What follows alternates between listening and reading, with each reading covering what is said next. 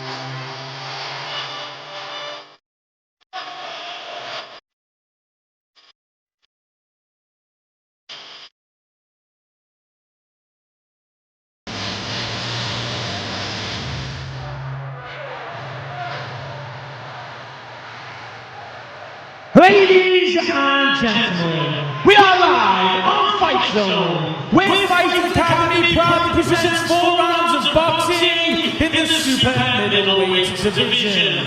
Our timekeeper at the bell for this contest is Chris Cock, and when the action begins, our referee in charge scoring the action, star referee Mark Lyson. Ladies and gentlemen, that is our officials. It is now time to introduce our boxers. Introducing first, boxing out of the red corner and wearing the black shorts. On the scales they weighed in 170 pounds and 10 ounces. This evening taking part in his 14th contest as a professional, boxing out of Manchester, Ardon! And ladies and gentlemen, please welcome his opponent facing him across the ring and boxing out of the blue corner. Wearing the black shorts trimmed with gold.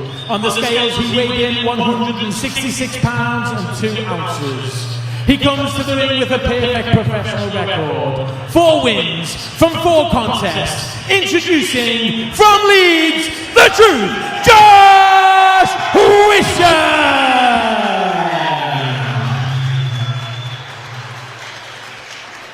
Okay, boys,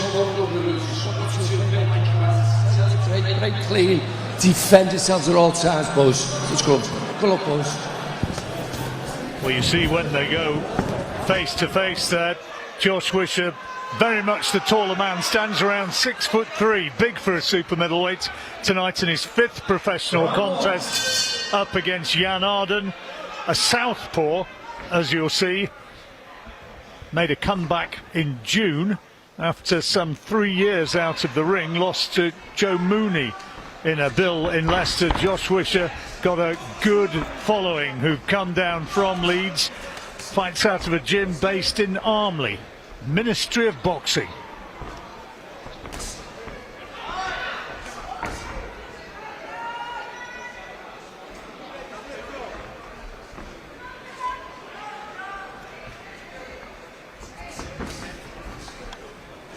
Josh Wisher runs that gym now with his dad, actually trained as an engineer.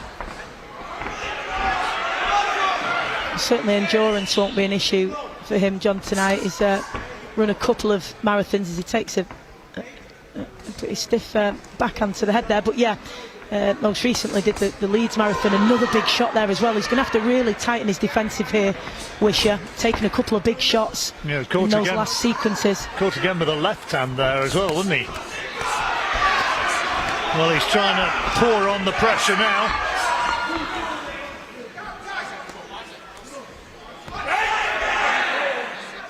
Experienced referee Mark Lyson keeping the action going.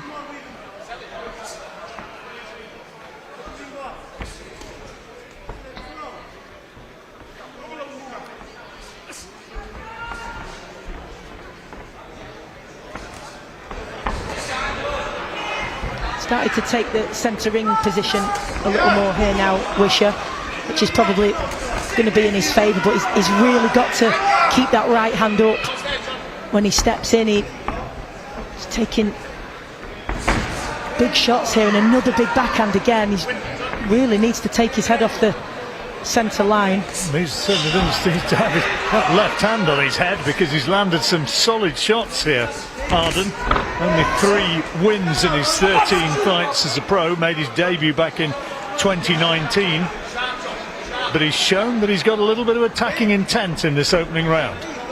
He's sharp as well, and his feet are fairly quick. He's bringing plenty to the table, is Jan Ardon. Wisher's going to have to be really switched on and defensively astute here, because you feel like if he capitalises on some of those big shots he's landed, then he could find himself in a bit of bother. Scoring will be done by the referee in this one, Mark Lyson. The man, as they always say, closest to the action, but there's a good argument that the man who is recognised in the sport as being a bit of a journeyman, Jan Ardon, he's landed enough solid shots to certainly be in with a shout of having taken this opening round set. That's definitely a fair argument, as he raises his hand as he goes back to his corner.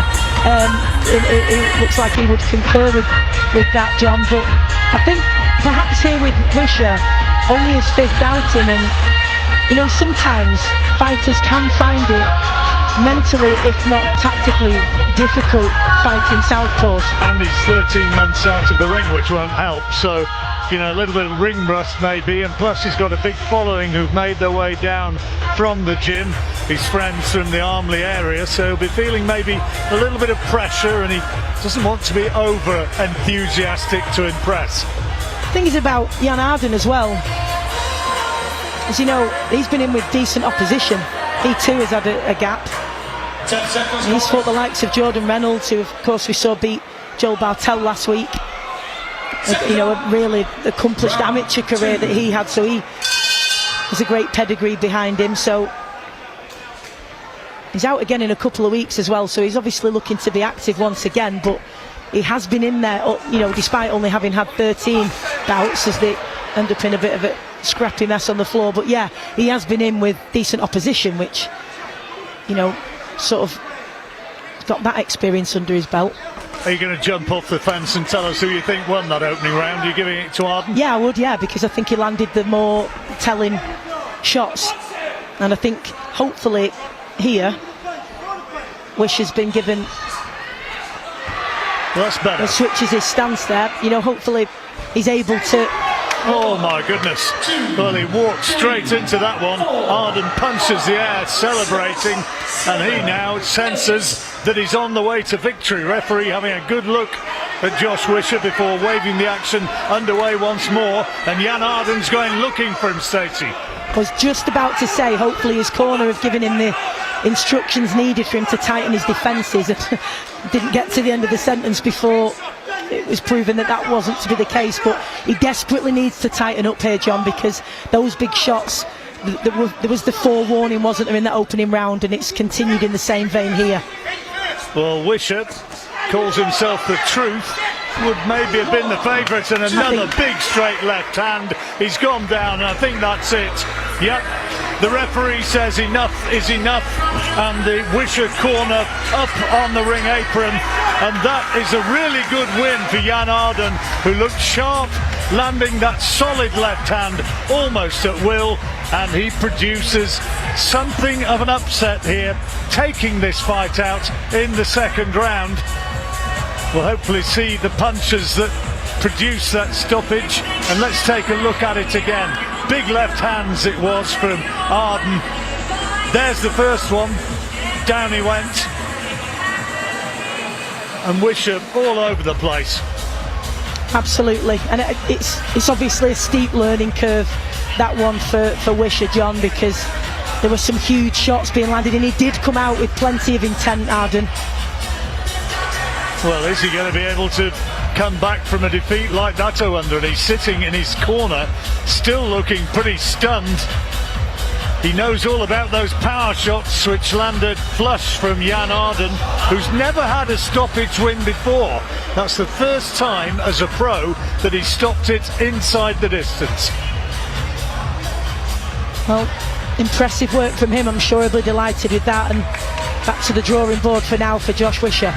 Well, happy to say that Wisher is back on his feet now, and hopefully no lasting damage from those two knockdowns, and we can get confirmation of the result now from our Master of Ceremonies tonight, Bobby Blundell.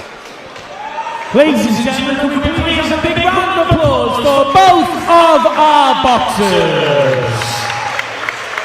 Our referee Mark Wyson has called a halt to this contest after 1 minute and 27 seconds of round number 2, declaring your winner by TKO, Jan Ardon! Ardon winning it Ladies and gentlemen, conclusively. big round of applause for Josh Wisher. Josh Wisher really wanted to impress those who followed him down, particularly the youngsters who use that gym in Armley. He does a lot in the community to battle against knife crime and against inner city problems. They'd have all wanted to cheer him to a victory tonight, but it wasn't to be, and so Jan Ardon. Let's watch again here how those punches came raining in. There's a left hand, delayed effect of that one, but the damage was starting to be done, and Ardon, despite the fact Wisher came back trying to pile on pressure, he was just too accurate and too sharp. That's the first knockdown.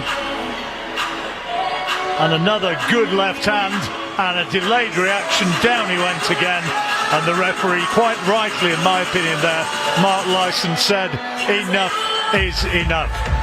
Well, Stacey's made her way across to our interview position with Jan Ardon, and let's hear what he makes of it.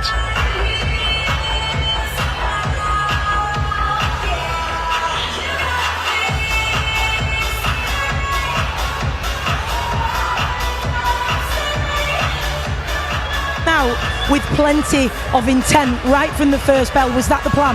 Yeah, of course that was the plan. I've been training hard for this one, and it paid off. You've had a long time out of the ring. What was that due to? Yeah, it was almost 3 years I've been out of the ring because I had some issues, personal issues, so I couldn't focus for boxing.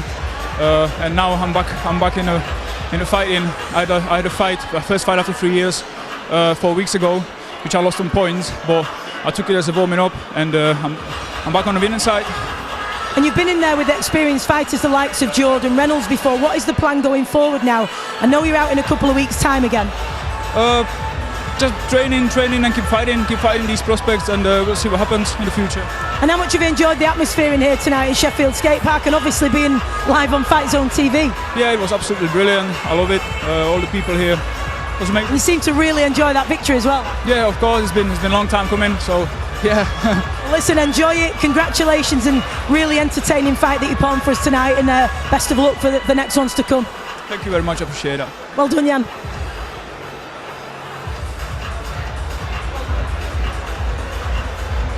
Well, that's a happy man, and rightly so. The action will be continuing shortly with another great favourite from hereabouts. The heavyweight, Dave Allen, comes from just up the road, Conisborough, which is between Rotherham and Doncaster, for those who don't know the area. And Dave Allen, at the age of 32, will, I think, be wanting to make a bit of a statement here, and to show that at that age he's still got enough to figure in another big money fight. Amine Boucetta from Belgium, born in Morocco. He's his opponent this evening, the Beast. But Allen very much the favourite to win this one. And now they can be officially welcomed to the ring from our MC Bobby Blunt.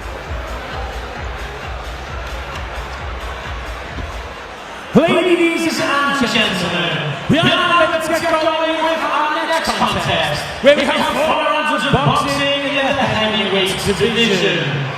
Please welcome our first boxers to the ring, making their way to the red corner. Boxing out of Ghent, Belgium, Amine, the Beast Boucetta.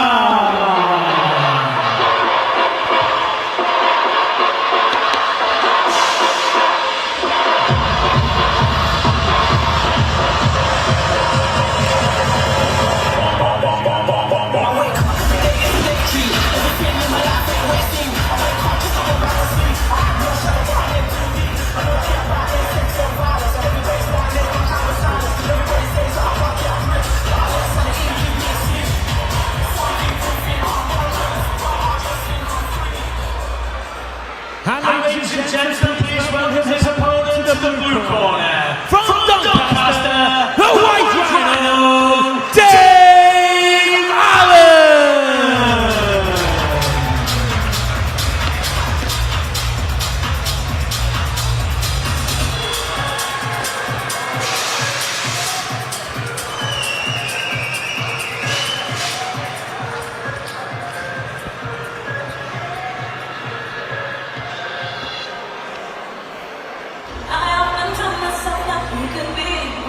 Ladies and gentlemen, we are live on Fightzone, where Fight Academy proudly presents 4 rounds of boxing in the heavyweight division. Our timekeeper at the bell for this contest is Chris Hancock, and our referee in charge scoring the action, star referee Michael Alexander. Ladies and gentlemen, that is our officials. It is now time to introduce our boxers. Introducing first, boxing out of the red corner, wearing the green shorts. On the scales, he weighed in 228 pounds and 6 ounces. This season taking part in his 23rd contest as a professional, boxing out of Ghent, Belgium, Amine, the Beast, Boucetta!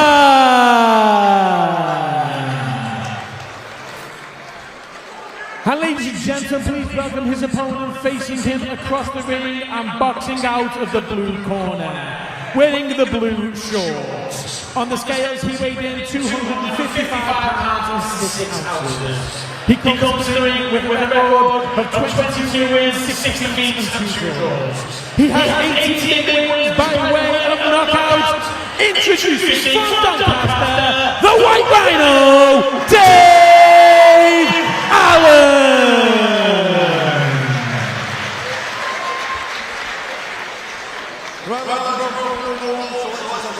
Clean fight, okay? Most of them to defend yourselves at all times, alright? Just go. Dave Allen, as you hear, weighing in over 18 stone, significantly the bigger man. Had some big name opponents in the past, famously in 2016, went in late notice and went the distance with Dillian White.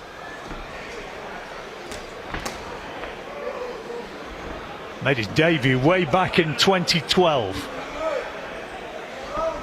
Boucetta, born in Morocco, he made his debut in 2016, and I think it's only fair to say he's only won one of his last 14 contests.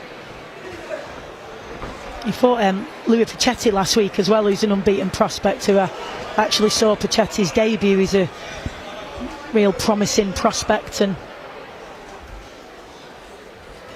he's been in with Moses Itauma as well last September, of course, is another really highly touted prospect. So and banged out in a round by him.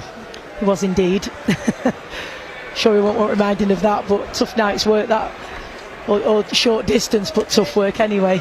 So yeah, we'll see, you know, whether this is, you know, there's hopefully more big nights. You've just alluded to the fact that Dave Allen has been in some huge fights, you know, Fraser Clark and David Price, you know, over the years, of course, been around a long time, as you said, and he's also sparred with the best in the world.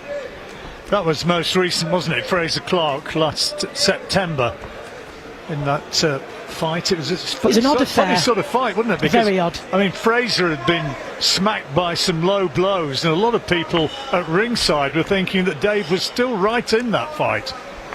Yeah, it was certainly an odd one, and last time out he was just sort of getting through the rounds. He was coming back to full fitness. He'd shed quite a lot of weight that he'd put on post Clark fight, and he'd you know, made clear statement that he wanted to get back into great shape. So this one, we'll see whether he's going to use it to get the rounds under his belt, John, or really turn on the burners. It remains to be seen, because there are some big nights ahead. Of course, last week when Johnny Fisher beat Alan and Savage Babbage, you know, he was asked in the post-fight press conference about Dave Allen, and in a very, very respectful manner he said he'd love that fight, which I'm sure fight fans would want to see. So big things on the horizon, so perhaps he'll want to get these rounds under his belt. Well, Dave's a crowd pleaser, isn't he? Always has been, and he certainly talks a good fight in the run-up. To a promoter, he's a bit of a dream. He's always a good interview. He speaks well, and he's putting on the pressure here and landing some solid shots, banging away to the body inside there. And Boucetta feeling a little bit of the weight of his punches in that exchange, such as it was. Not really an exchange, it was Allen teeing off. Here he comes again. I think what we saw last time out as well, there was loads of upper body mobility from Dave Allen. He was switching the angles, it was a good technical display, and he was pleased with it. When we chatted to him afterwards at ringside, he was happy with that display, and he said that he wanted to show everybody what he was capable of as an actual technical boxer. Well, on more than one occasion, the big fella here from Doncaster, he's walked away from the sport, said that he's not enjoying it, and when he came back he said, I want to be getting stuff out of it, getting things out of it on my terms. And the thing is now, Johnny's got 2 children, and you know, there's huge opportunities opening up in the sport, particularly in the heavyweight division, as we've seen with Riyadh's season. You know, you only need one chance in those fights, and it's life-changing money. So perhaps he's got one eye on that, maybe. There's the Riyadh season, and there's been some decent heavyweight tussles on the boxer camp as well over on Sky Television. So if he looks good, and if he makes a statement, bit of a boxing cliche, but you know what I mean, if he wins it spectacularly, then it certainly weighs things more heavily in his favour. That's a good jab to open the action in this round.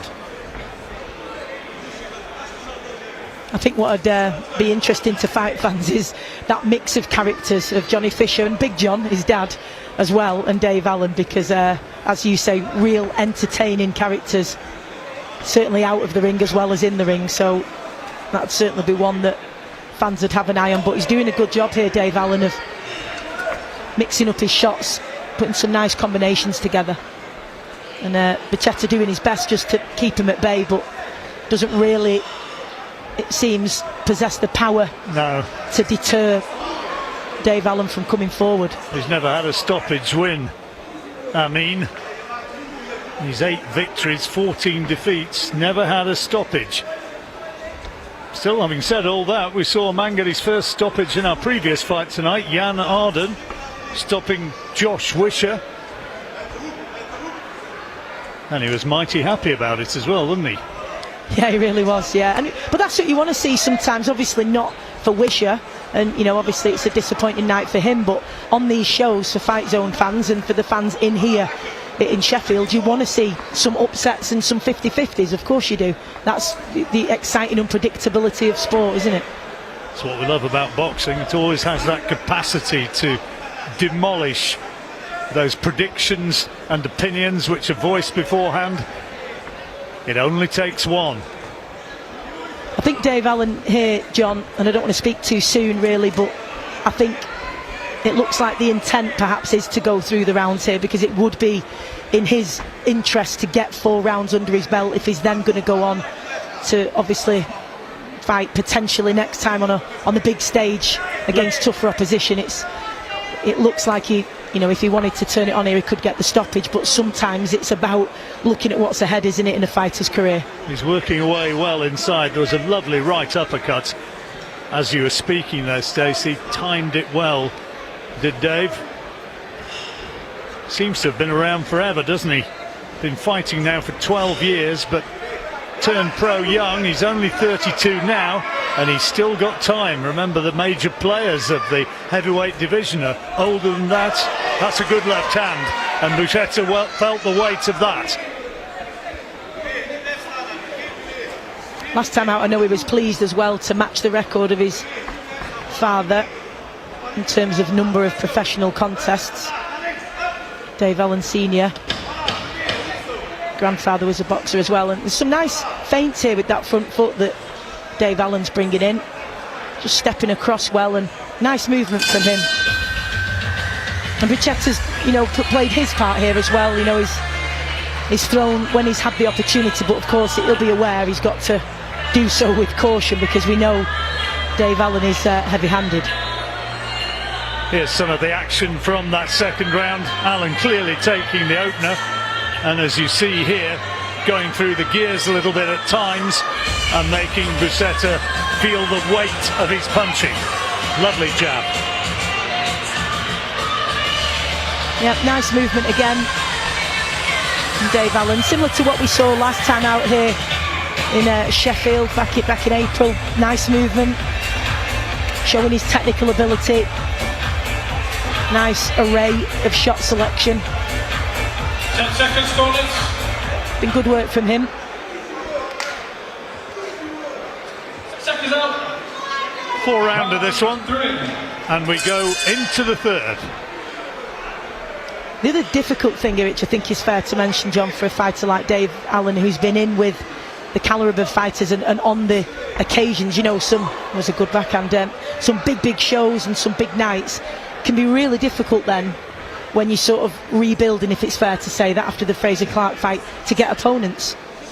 Certainly that, you know, they're going to demand a decent purse, aren't they? And boxing is a business as well as a sport. You know, there is the business side to consider, so it can be really difficult getting people willing to get in with the likes of Dave Allen.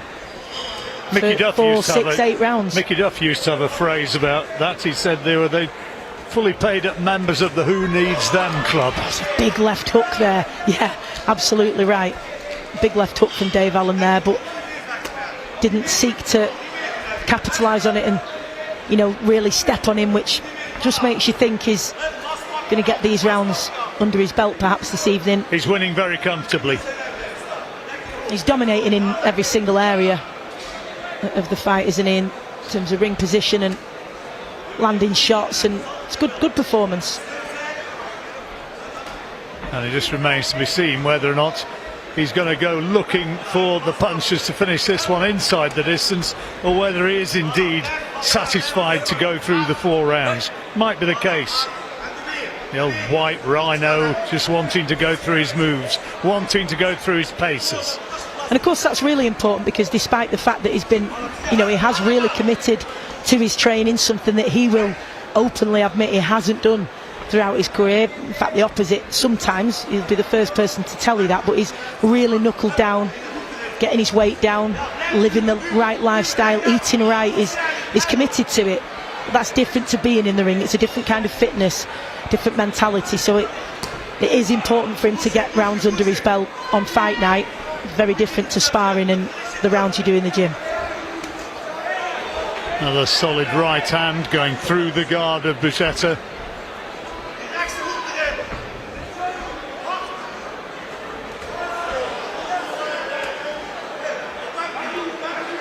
And you almost think that if he put together a real solid sustained attack, that the stoppage is within his capabilities. 100%, and that's why I think here, for people who perhaps might be watching thinking, why is that not happening, I do think this evening is about Dave Allen getting those rounds under his belt.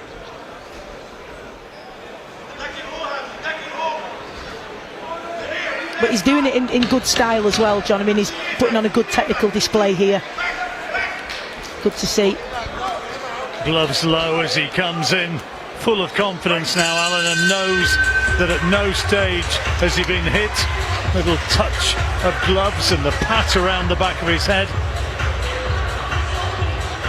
Boucetta's playing his part here, but Allen in complete control, and he's now made it 3 rounds out of 3. That was a solid right hand, he winged in over the top.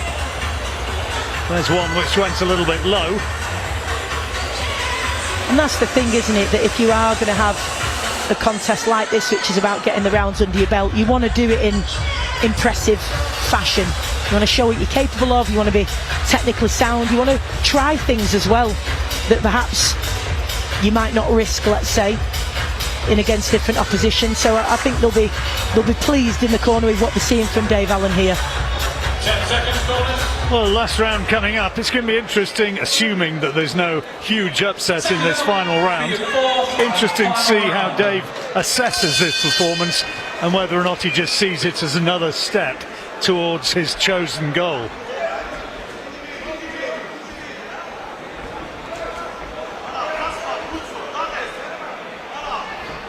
Onto the front foot again. Real spring in his step here, Boucetta, hasn't he, at the opening seconds of this final round. He's giving it a good go.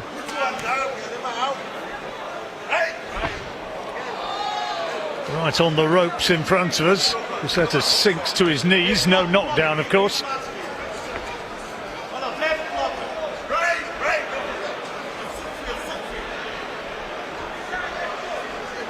Looking a little bit busier here, the Belgian, but there's nothing in those punches, and there's a solid right hand over the top from Allen once again. And sometimes what happens in this kind of circumstance, John, as you will have seen many times before, the fighter who has been the dominant force in the opening rounds might just give a little reminder.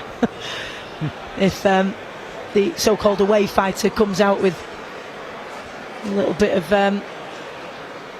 spirit, and they want to dampen that spirit. And conversely, quickly. We've seen journeymen who've sort of survived the rounds in the last round just want to show what they're capable of doing.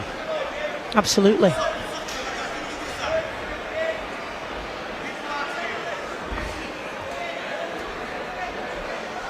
And Dave won't mind that either. You know, he needs this as well, doesn't he? Because you don't want to have to do nothing defensively. It's favourable to him if he has to work for this a little bit in preparation of what's to come. Referee Michael Alexander's had a quiet night here. It's been a clean fight, contest fought in a good spirit. There's a solid body shot from Allen. Really felt that left hand thud home, and a bit of a delayed effect. Could play for Italy, Boucetta, couldn't he? Who dives like that.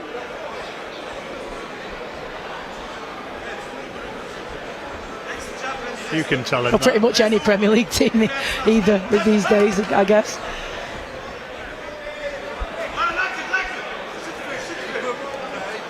Well, Boucetta's going to see it through to the final bell by the looks of it. Only been stopped on a couple of occasions.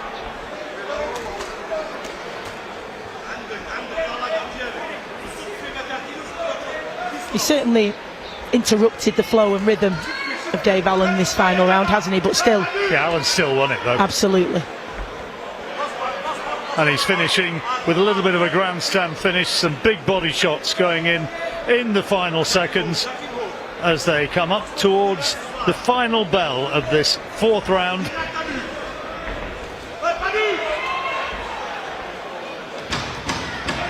Last 10 seconds.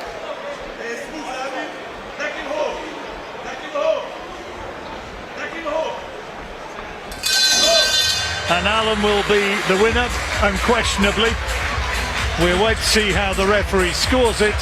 To my way of looking at it, though, that's surely going to be 4 rounds to 0 to Dave Allen.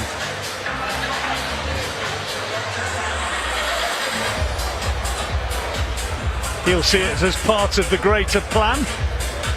Yeah, I'll certainly be asking him about that afterwards, but it certainly seems that way from our vantage point here, John, and knowing the career of Dave Allen and what potentially is to come. But I'll certainly be asking him about that after this. But I think, you know, overall, technically, a good performance. He's got the rounds under his belt.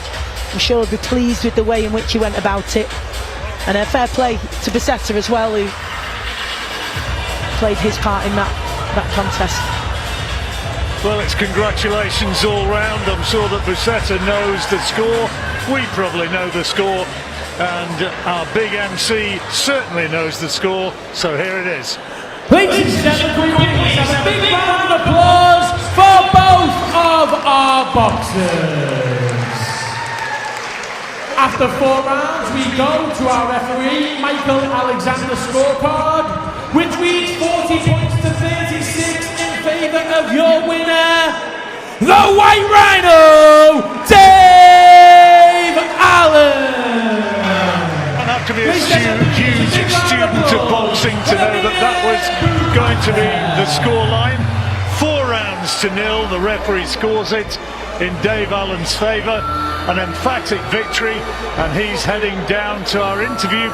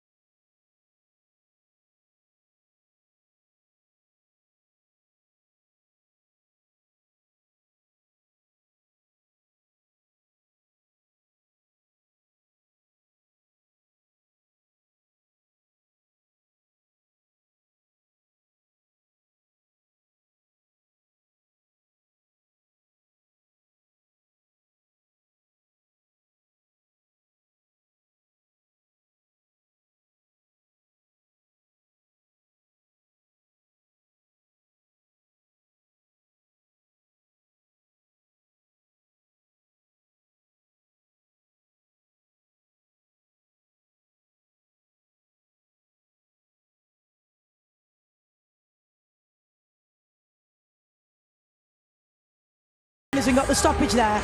Was the plan tonight to get some rounds under your belt? Yeah, I've only boxed 5 times in the last 5 years, so wanted to box. Taking nothing away from him, he's tough. He would have took some stopping, but I just went to instruction, get behind my jab, try things out, don't get hit. I think I did that. Yeah, it's an hard process, as you know, getting back into it. So just need more of the same. The Johnny. Well, you dominated in every area of that fight, and also you're able to show your array of shots that are in your arsenal. Technically, really sound. Were you happy with that performance? I'll have to watch it back, but I just wanted to come tonight, get 4 rounds, show a bit of boxing skill. It's just, it's a long process. I know it is. Like people talk about Johnny Fisher, I know that's miles away. That's why I like. Do you think, because we mentioned that it was mentioned in the post-fight press conference, wasn't it? And he very respectfully, I thought, said that he would love that fight. He was very praising of you. Is that something that you'd want down the line? Yeah, I'd love the fight, but if I boxed him tonight, he'd take me out in no time. I'm miles off it, and I know that. I'm fit as a fiddle. Just need more time, more fights. And of course, that's the fight I want. I want to get back in the British title mix. I have no delusion about my ability. I think I can mix a British title level at my best, and I want to get back there because I will. I want to. What is the plan then for that? Activity, really. I've boxed 5 times in 5 years. I boxed Fraser Clark and I weren't ready for it, but there was nothing else there, so I took it and I got embarrassed, and I won't make that mistake again. So just a case now of sitting down with Roger, Gary, Jamie, Nige, my old man, and see what's what. So yeah, well, while I'm here, when we finish, let me know if I've got something I want to say. Okay, my final question is, John and I were both saying it feels like you've been around forever. You have been around for a long time. You've been through lots of things in boxing and outside of boxing, lots of life changes, becoming a father twice, of course. How is the sport for you now? Have you got that love for it? And you know, how are you feeling about being part of the sport at this stage? I know you've had lots of different changes in your relationship with the sport over the years. I love boxing more than anything. Boxing saved my life, then it changed it. Everything good in my life's come from boxing. There's been a fair share of bad ones and all, to be fair. But I love boxing, and as long as the people around me that care about me tell me that I've got something left and I can compete at the level that I want to be competing at, I'll continue. And the minute any of them turn around and say, look, it's over, I'm done. And well, we're glad that you're still around because you're one of the best loved characters in the sport. What did you want to say to finish? Just my granddad. My granddad's watching at home. Just want to tell my granddad, the best granddad I could have ever asked for, and I love him very much, and I'll see you tomorrow. That's lovely. Listen, it was lovely to see you in action. Can't wait to see you again. Well done. Thank you very much.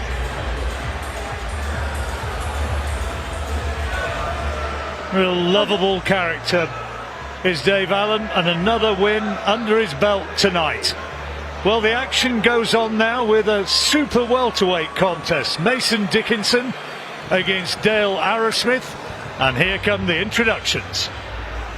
Ladies and gentlemen, we are now ready to get going with our next contest. Please welcome our first boxer making their way to the red corner. From Manchester, Dale, the choir boy, Arrowsmith.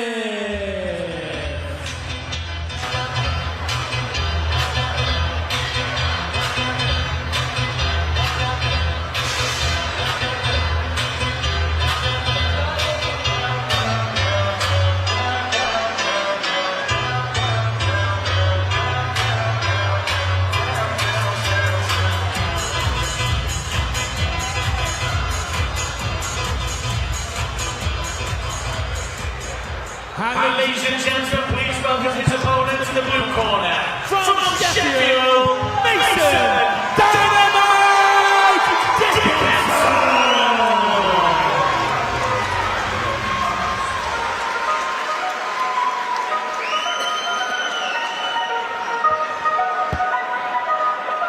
She got to go. Tell her don't waste my time. Can you wanna stop me search my clothes? Tell her don't waste my time. If it ain't money, I ain't involved. Tell her don't waste my time. Waste my life feeling down my phone. Tell her don't waste my time. No. Tell her don't waste my time. Tell her don't waste my time. Tell her don't waste my time. Tell her don't waste my time.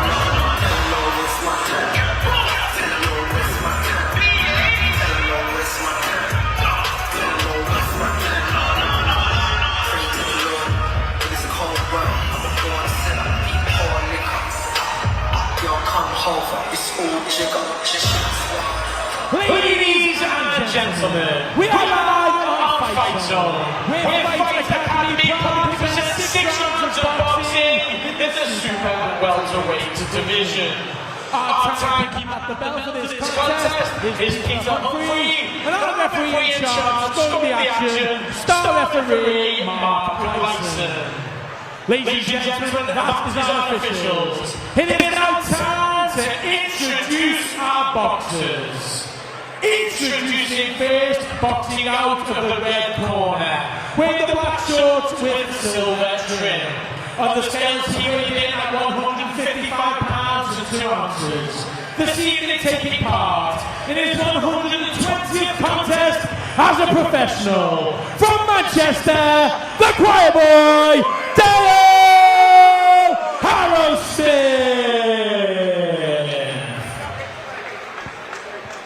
And ladies and gentlemen, please welcome his opponent facing him across the ring and boxing out of the blue corner, wearing the blue shorts. On the scales, he weighed in 155 pounds and 8 ounces. He comes to the ring with a perfect record. 4 wins from 4 contests. 1 win by way of knockout from Sheffield, Mason Dynamite Dickinson.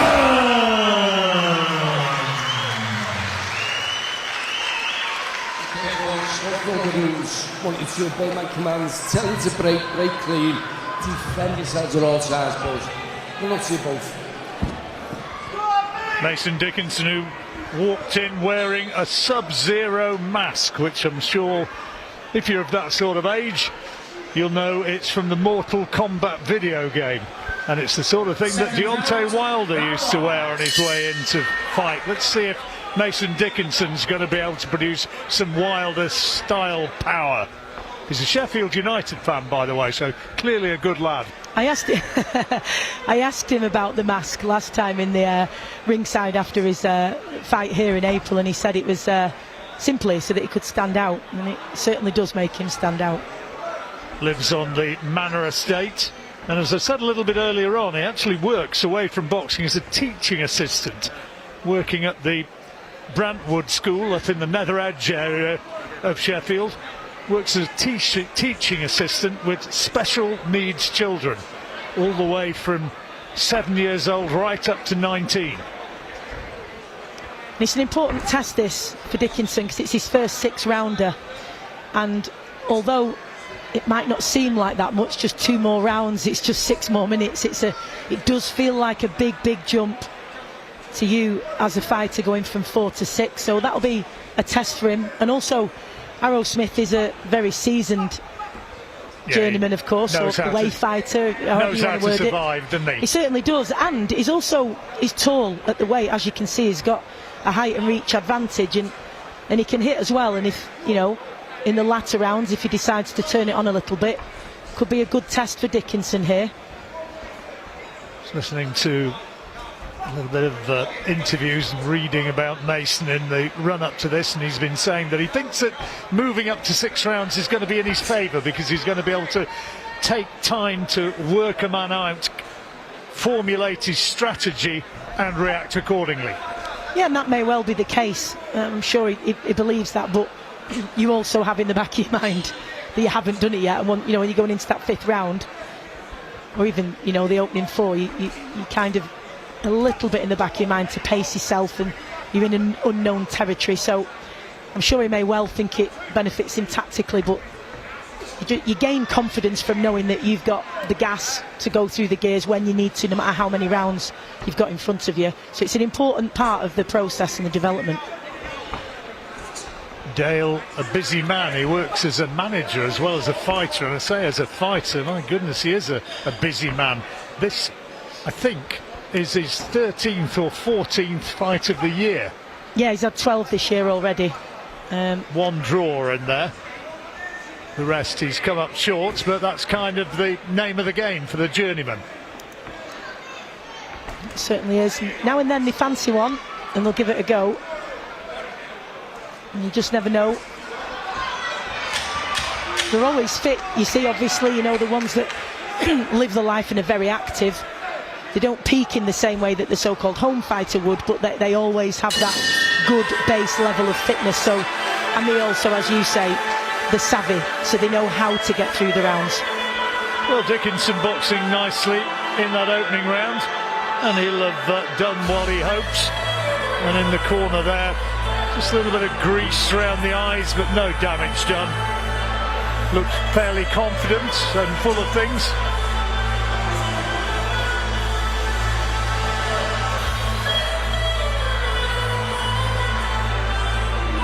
His brother Louis Arrowsmith in the corner, just giving Dale a few instructions, and be interesting to see the adjustments that Dickinson makes. If any, he might be quite happy, and the corner might say just keep doing what you're doing. But of course, as you said, since he's alluded to the fact that 6 rounds may well suit him because he can work somebody out, be interesting to see now what adjustments he can make in between rounds as this one progresses. Talk about journeyman now and again really fancying it. Of course, the name of the game is to have gloves, have bag, be ready to fight at the drop of a hat. And if you're a little bit too tasty, maybe those phone calls don't come quite as often as they might. Balance, isn't it? You kind of need to know the game, need to know the story, what you're there to produce. Yeah, certainly is a balance, and they do a great job.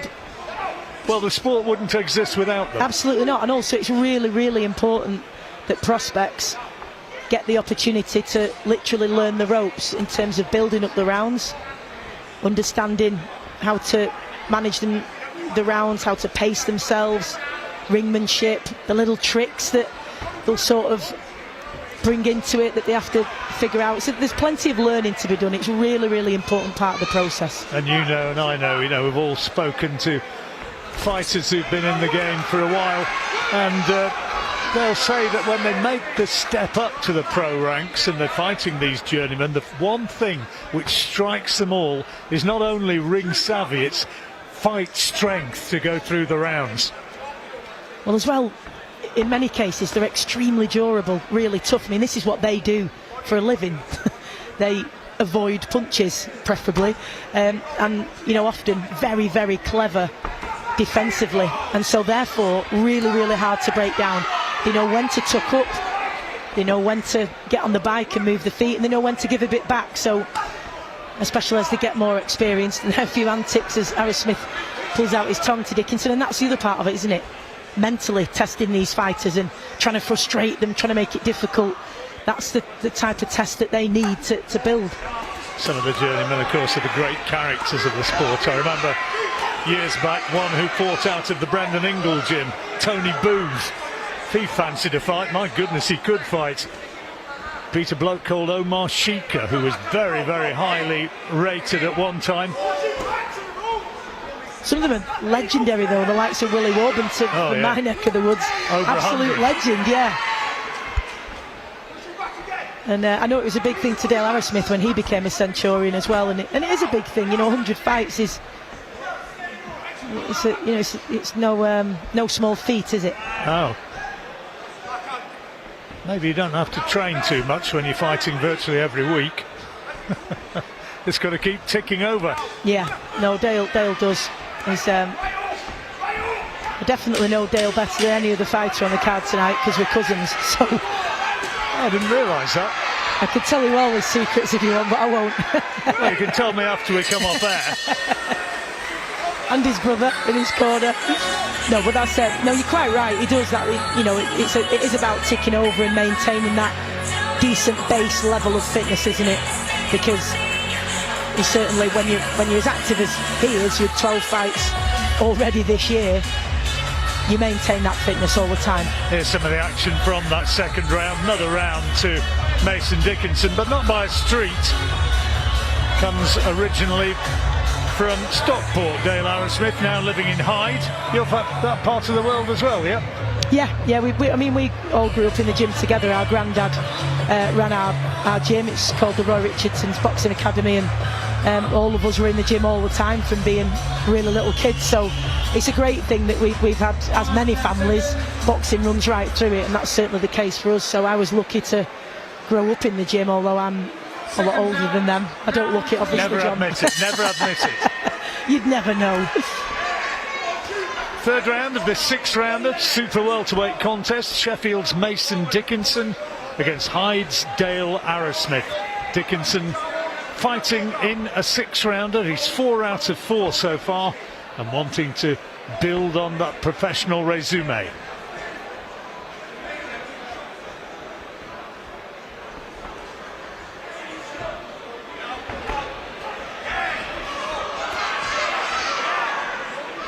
They are getting more and more heated, some of these exchanges, John, as well, which giving Dickinson just some little testers, something to think about as he just edges in behind that front foot, doubling up on his jab sometimes, but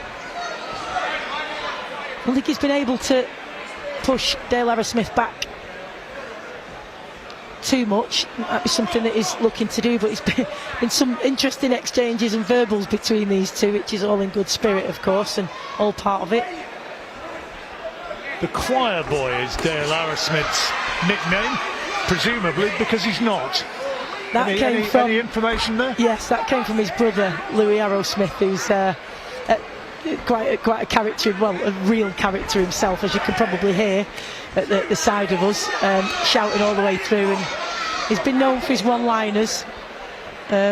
When Dale's landed a jab, from time to time he'll shout, "There's Harry Potter's wand," and things like that. He is quite a character. But there was one fight a long time ago when somebody came in from the boxing board to ask what Dale's alias was, and Dale wasn't there, and Louis said he's the choir boy, and it was quite a surprise to Dale when it was announced, and it stuck, and that's it. So, but he's got a good sense of humour, so he didn't mind.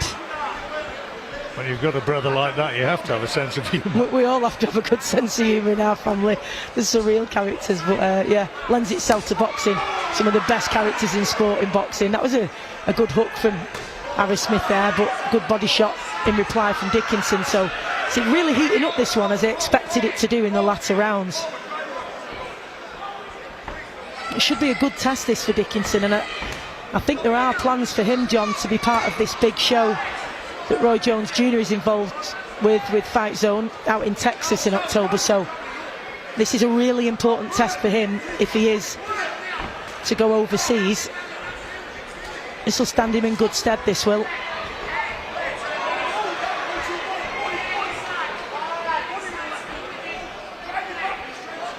Well, he's boxing nicely all the time. Louis Arrowsmith urging his brother forward, trying to get him to put pressure on Dickinson. He's compact, Dickinson, isn't he? He sort of throws his shots within his own body frame, doesn't he? He's nice to watch technically, and as I say, very compact the way he goes about his business.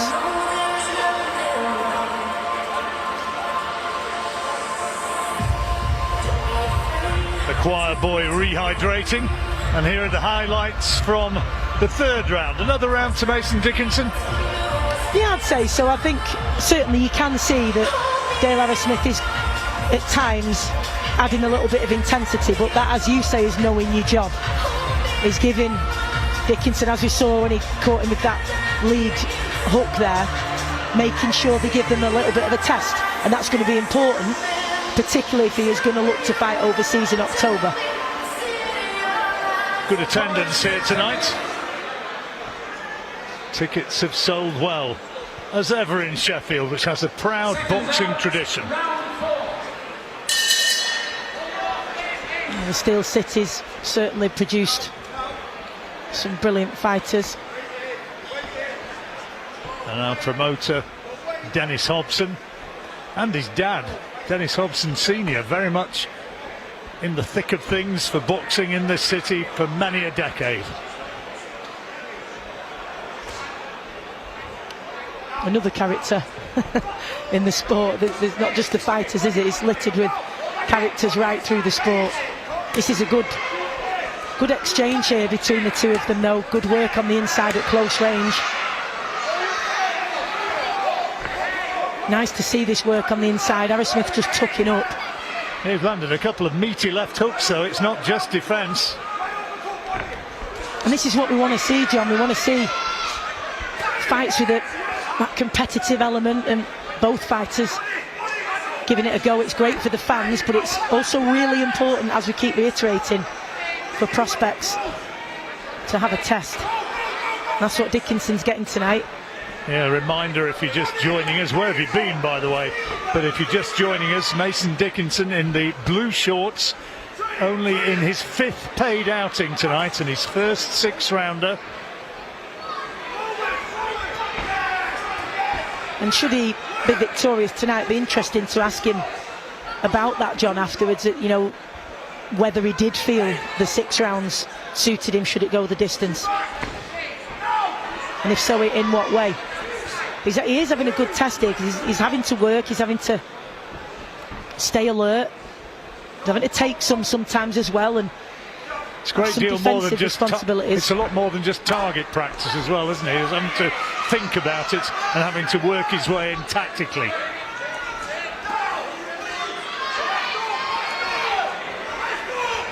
He's got the size as well, Arrowsmith, as I say, height and reach to pose Dickinson problems.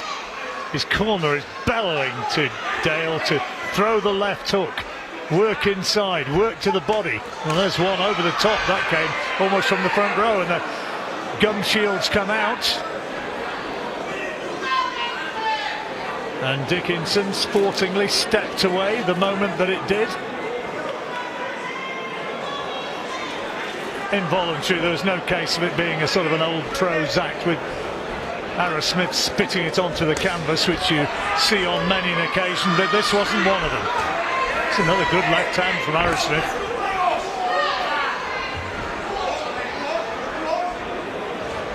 Just like to see Dickinson sometimes when it's at close range, just take that, when he's throwing the right hook to the body, just take that little step round with that back foot, so that rather than being an arm shot, he can actually get the turn on the hip and the leverage to really land. There's another fighter from that neck of the world round you, Mr. Hatton, who used to do that absolutely to perfection. There goes the bell to end the 4th. Interesting round that, and Arrowsmith had his share of success. Yeah, he's certainly applying the pressure onto Dickinson at times, but I think Dickinson has dealt with it well. He's fired back, he's tucked up when he's needed to, and he hasn't taken too many big shots from Arrowsmith. As I say, as you can just see there, sometimes there's not a great deal of purpose, let's say, with those body shots, just sort of throwing them. It's still better that he's throwing them, but I just feel if he took that little step to the side, one way or the other, whether it's with his lead hand or his backhand, he'd get so much more purchase on those body shots. I think, as you were saying that, he was being told in his corner to do precisely that. Demonstrations coming, get to one side, give yourself some space to really throw it with intent. Yeah, because the gaps are there, and he is finding the gaps, he's just not capitalising on them, and if he just could take that little step around, then he could get, like I say, much more purchase on it, and they could be a lethal shot for him, those, certainly against a taller fighter. Experienced trainer John Fuchs is the man who was trying to tell him the correct tactics. Dickinson, though, been a pro for less than 2 years, only 23 years old, still a baby in the sport, really.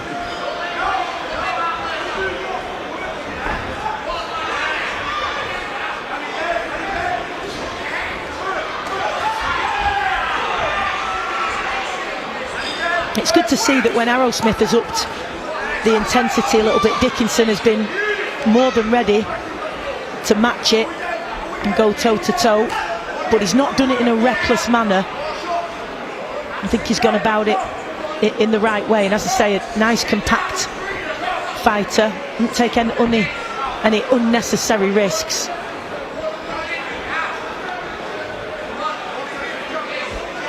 Nice and tidy behind that jab.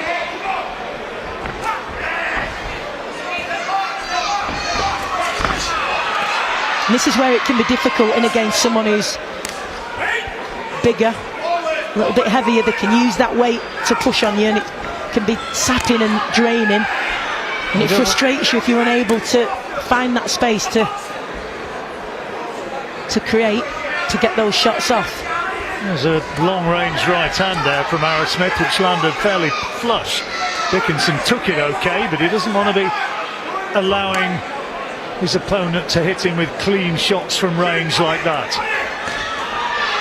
Just leaning his body weight on him there, Arrowsmith now, so Dickinson either needs to pivot just to take the momentum away from Arrowsmith, or just take that little lay back to create the space to fire his shots off, because he, as I say, very draining when someone's leaning on you consistently.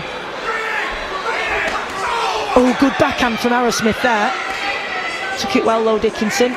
Difficult to see how well it landed, because Dickinson had his back to us from our commentary position here, but it's good work from both fighters as he finds himself with his back to the ropes here. Dickinson is going to work his way out now. Not really found the power shots to put Arrowsmith into reverse gear. More often than not, it's been Arrowsmith who's been the man pressing forward, using that size advantage and reach advantage maybe. And there's a good body shot. Nice left hand from Arrowsmith. And Arrowsmith, a little bit of a show of confidence as he raised his glove as the bell went. I think Dickinson's winning this fight, but Arrowsmith is, what's a nice way of putting it, very definitely keeping him honest. Absolutely, yeah. And again, it comes down to that's part of the role sometimes for the away fighter, is to ask different questions of prospects, whether that's how they can take a shot, whether that's different types of pressure and the ebb and flow of the intensity of the fight. How do they deal with all these different entities? And that's what Arrowsmith is doing, asking questions, and it's whether Dickinson can come up with the answers. So far for the majority I think he has, but I think Arrowsmith is really going to put it on him in this last round. Well, final round, 3 minutes to go.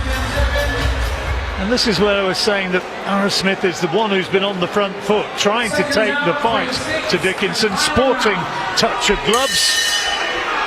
And now 3 minutes to go. Is Dickinson going to be able to go through the gears, knowing that the final bell is coming closer?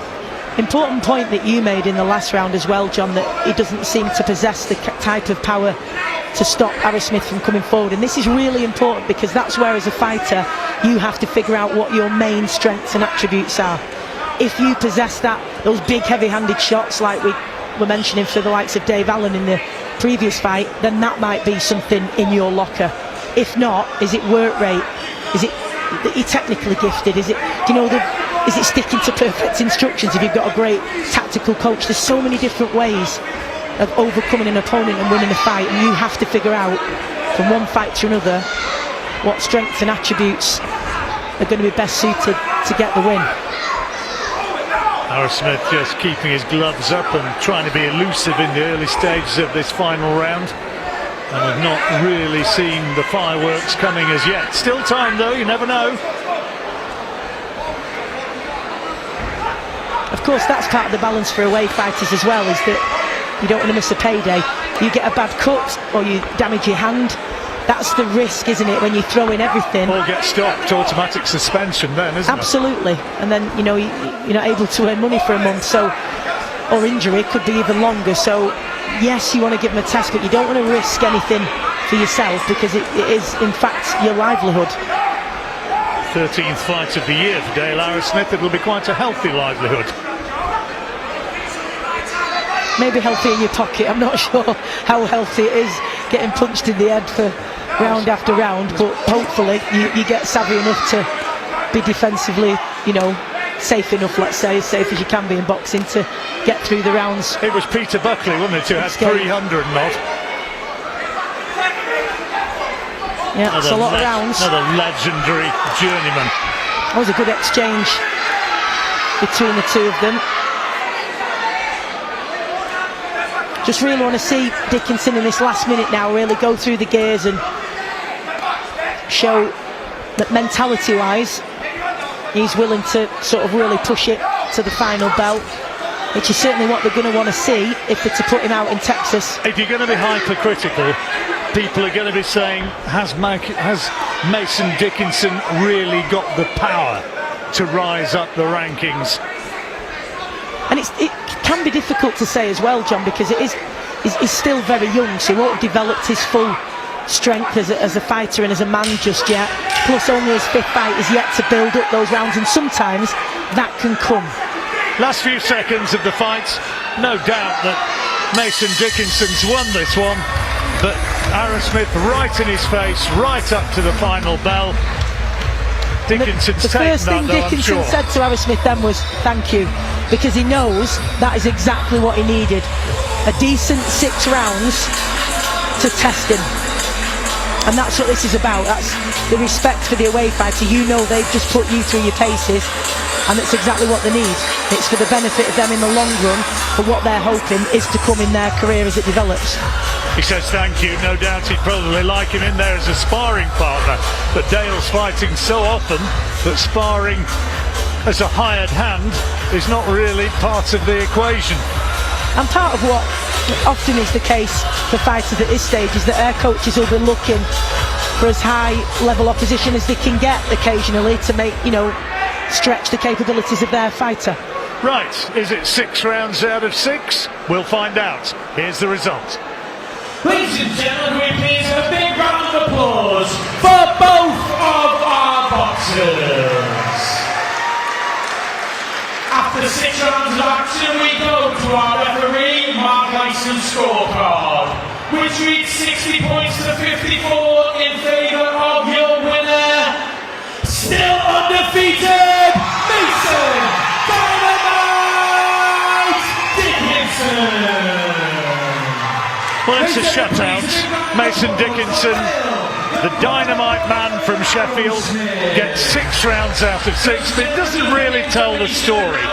Dale Arrowsmith gave him much more of a fight than that, and there'll be things for John Fuchs, Mason Dickinson's trainer, and the fighter himself, of course, to review when they look back at tapes of the fight and ways in which they might think that they'll be able to improve from here on in. Just 23 years old. He's got a long way to go, Mason Dickinson. Only 19 months into his professional career. 20 actually, if I get my maths right. He's promising, but still got some way to go. Here's some highlights from the best of the action in the fight. Stacey, when analysing Mason Dickinson, was highlighting the fact that he produced lots of work, lots of scoring punches, but were they creating the damage that they might? Getting to range and throwing lots and lots of arm punches, but not really stepping to one side, pivoting and throwing with the power that he might. Dale Arrowsmith making it a fight right the way through. Tough guy. Comfortably surviving the 6 rounds. He'll go on to another payday a couple of weeks from now, no doubt. And he was in there asking questions right the way.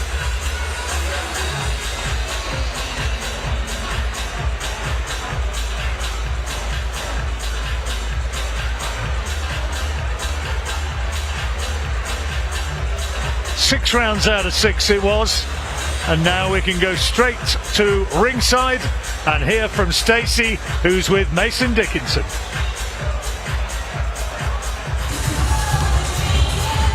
Mason, that was a tough 6 rounds there, wasn't it? Is that what you wanted from tonight? 100%. I knew, Dale Arrowsmith is one of the most well-known journeymen around.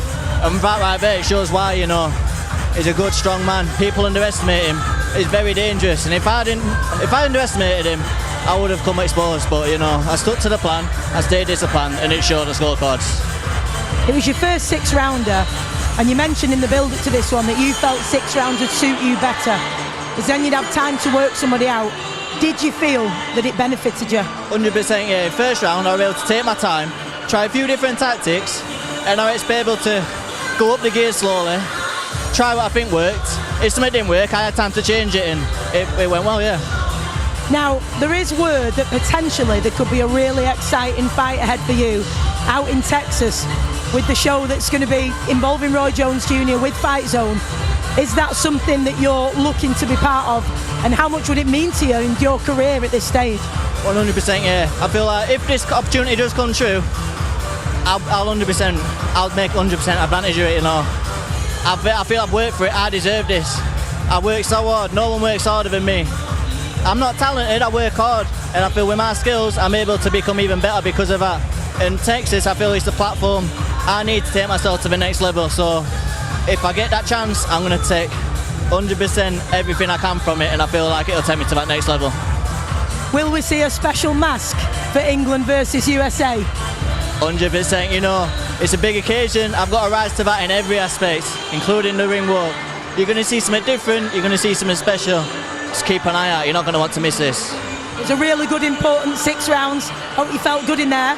Hope you get the bout in Texas, and well done this evening. We can't wait to see you out again. Well done.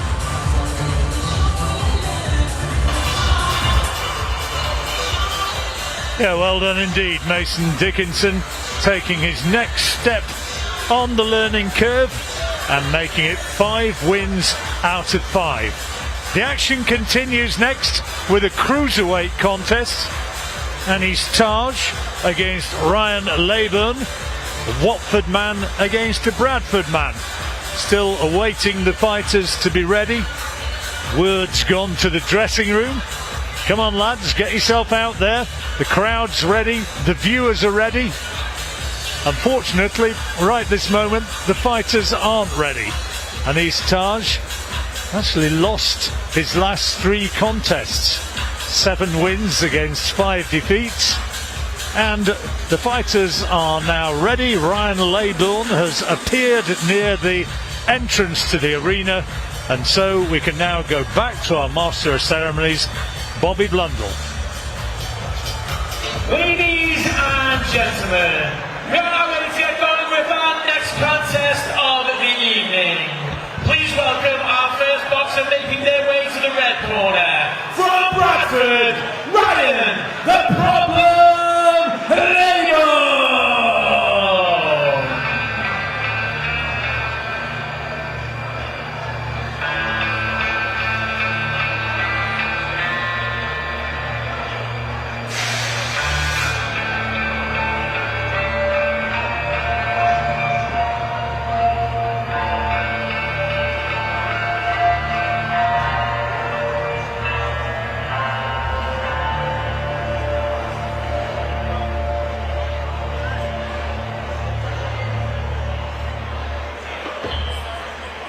Ladies and gentlemen, please welcome his opponent, making his way to the blue corner, from Watford, and he's Braveheart Taj!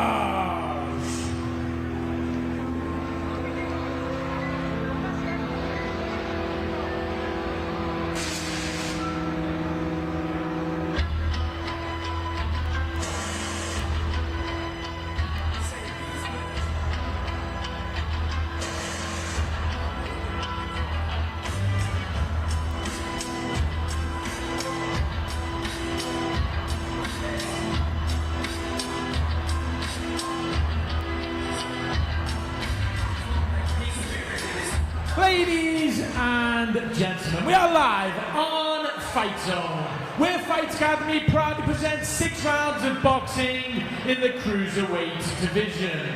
Our timekeeper at the bell for this contest is Chris Hancock, and our referee in charge, scoring the action, star referee Michael Alexander. Ladies and gentlemen, that is our officials. It is now time to introduce our boxers. Introducing first, boxing out of the red corner, wearing the white shorts with black trim. On the scales, he weighed in 210 pounds and 8 ounces. This evening taking part, 18 contests, as a professional from Bradford, Ryan, the Problem Labourn!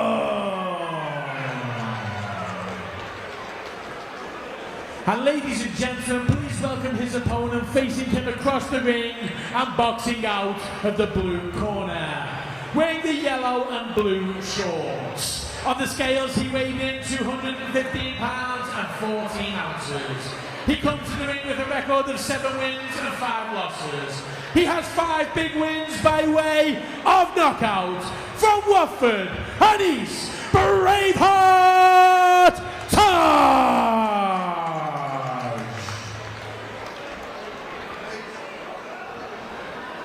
Right, lads, we've got another rule, so let's just have a go at the clean fight, okay? Most of one to defend yourself at all times, alright? 6th round of this one. Anis Taj, interestingly, has a law degree. Intends to go back to the legal profession after he's finished with boxing.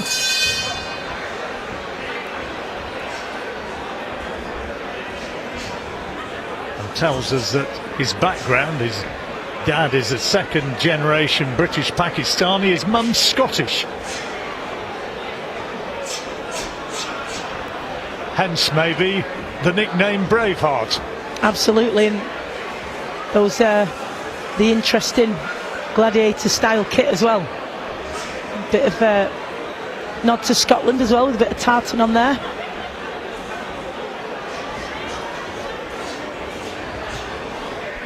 Again, been in with some decent opposition as well, Taj, including Fidel Riley, so interesting to see him in action. Labourn, 34 years old now, yet to pick up a win as a professional. Ring nicknamed the Problem. Problem principally that he causes, maybe for Anis Taj, is that he leads off with that right hand. He's a southpaw. Mate of Dave Allen, coming from Bradford, and Dave's actually in the corner. Wearing Crocs, might I add. I'm not going to let him get away with that. He's just justified it, but there's no justification. This is good work though from Taj in this opening round.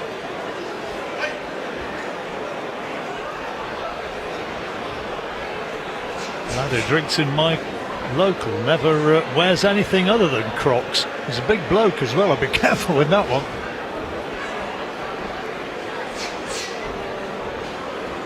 Maybe not quite as big as Dave Allen. Yeah.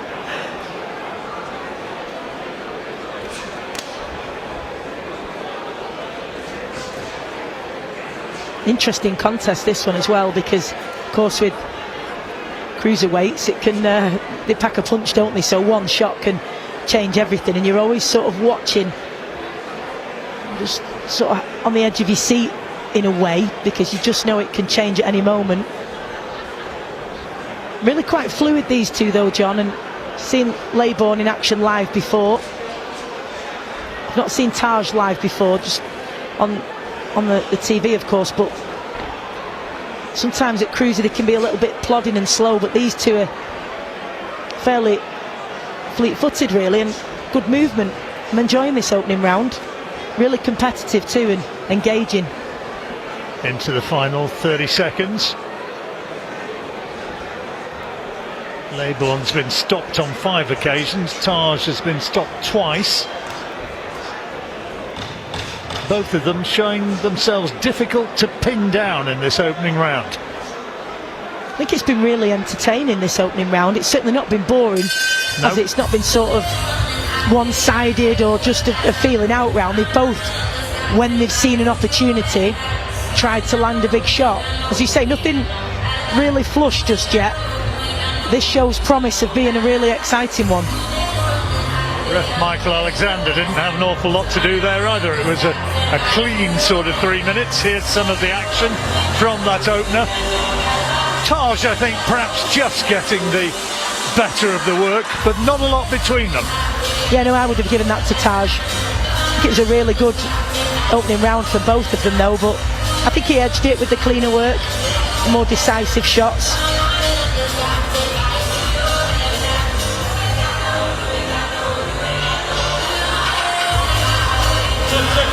Just a tiny swelling developing under the right eye of Labourn. Just getting some work on that in the corner. Round 2. Hopefully won't become too much of a problem for the problem. No, you don't want that, do you? 6th round of this at Cruiserweight, into the 2nd.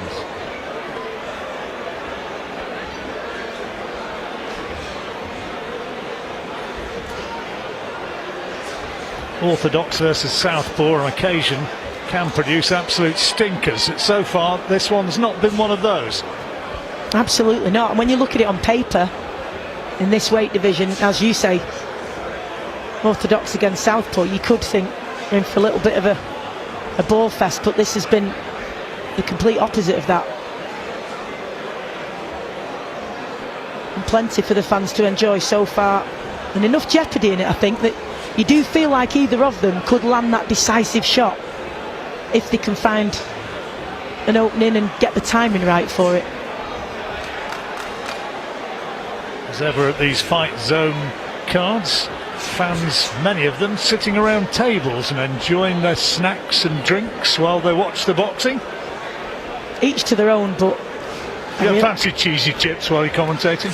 I used to hate it when I fought, John, to be honest, whether it was in the amateurs on a dinner show or the pros. I fought on a couple of them as a pro, and I just found it so odd that you'd be in there fighting with somebody and someone was enjoying a bit of cheesecake or something. I just always found it a really odd, and to not have people really absorbed in it, sort of shouting at the top of the lungs ringside, but instead enjoying, bellowing, this cheesecake's delicious.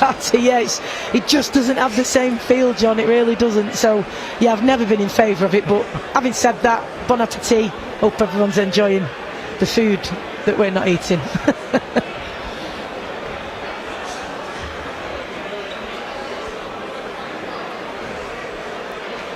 Sounding like Roy Keane there for a moment, dismissing the high flyers.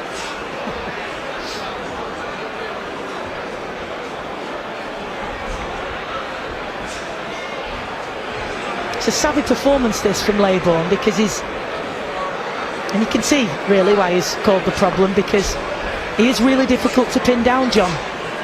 He's constantly on the move, feet are constantly moving, his head's constantly coming off the central line, so it does make it quite difficult for Taj to really set anything up. And Taj needs to get back to winning ways, doesn't he? Having been beaten in his last 3 outings, needs to show a little bit more here tonight. He wants to get another W in the results column. 7 wins against 5 defeats in his career. Very much wants to have another victory as they move into the last 10 seconds of this second round. And one of the key factors, I would imagine, for him is that those losses have come on a big stage against, like I say, an unbeaten prospect. With people have got big plans for him, big expectations for Vidal Riley. They've both been stoppages, the first one on a cut and the second one they threw in the towel, but one was at York Hall, the other's at Wembley, so he's had a taste of those really big occasions, and once you've had a taste for it, John, you just want to be back there. I mean, you might get the odd fighter who thinks that's not for me and they go on a different trajectory, but generally speaking, once you've had a taste of that environment and that level, you just want to be back there. And especially when it comes to stoppages, you feel you haven't really had a chance to show exactly what you can do, so I wouldn't doubt that that's something Taj has got in his mind at this point. I'm sure he very much wants to have a few more good tussles in the boxing ring before he goes into big tussles in court and other areas of the legal profession. Be a difficult one to win an argument with in a press conference, wouldn't it? Being a lawyer, no point trying to debate any points with him, I wouldn't think. Good sharp jab from Taj there, though. That's nice work, and feinting with that front foot just to mix things up for Labourn. He has that air of confidence, Taj, I think, though, the way he carries himself, John, and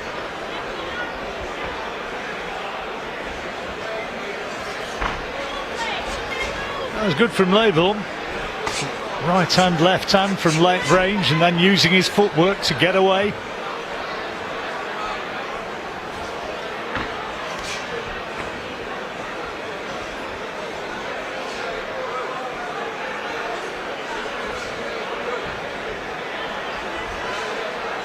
Just trying to pick him off, Taj, with that jab, and you just feel he's just waiting for the chance just to follow up with that backhand. But as I say, really difficult man to pin down, Labourn, so sometimes he's just having to flick out that single jab just to get in range, and that's all he's managing to do, but does manage to sneak a backhand through there.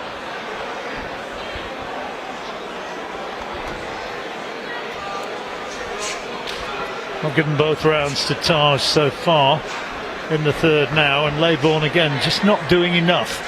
It's just a constantly moving target though, isn't he? Really evasive.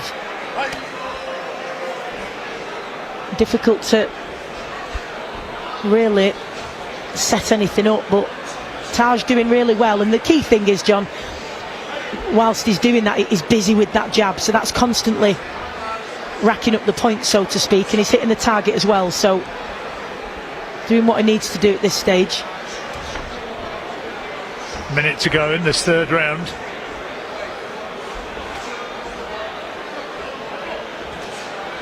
They both at times adopt that Mayweather-esque guard, don't they? Which works for some, not so much for others. Both doing it at times, just trying to draw them onto a backhand and just trying to trigger something there, Taj, but Labourn not falling for it. Crowd, I suspect, would like to see a little bit more dramatic action. There's that sort of buzz which you get in a boxing audience when people are having a chat among themselves rather than paying full attention to what's going on in the ring.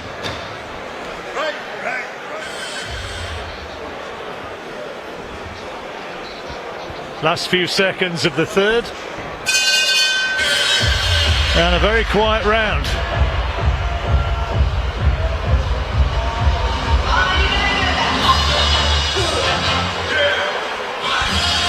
And that can happen sometimes as well over 6 rounds. You can have those ones that lack that little bit of spark and intensity. And perhaps the murmuring in the crowd, certainly around us, is that the food's just been brought to the table, so I think... Does it look any good? Doesn't look too bad. It's not a school dinner, it's so it looks alright.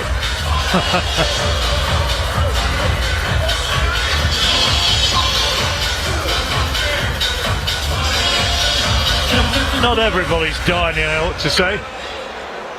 This is actually, once upon a time, it was an ice skating rink. Now roller skating. Been here a long time. You any good at roller skating? No, John? hopeless. Roller rolling? No, that's not a good alias for you. John the roller skater rolling. I grew up in this now. city, you know, and it's been here a long time.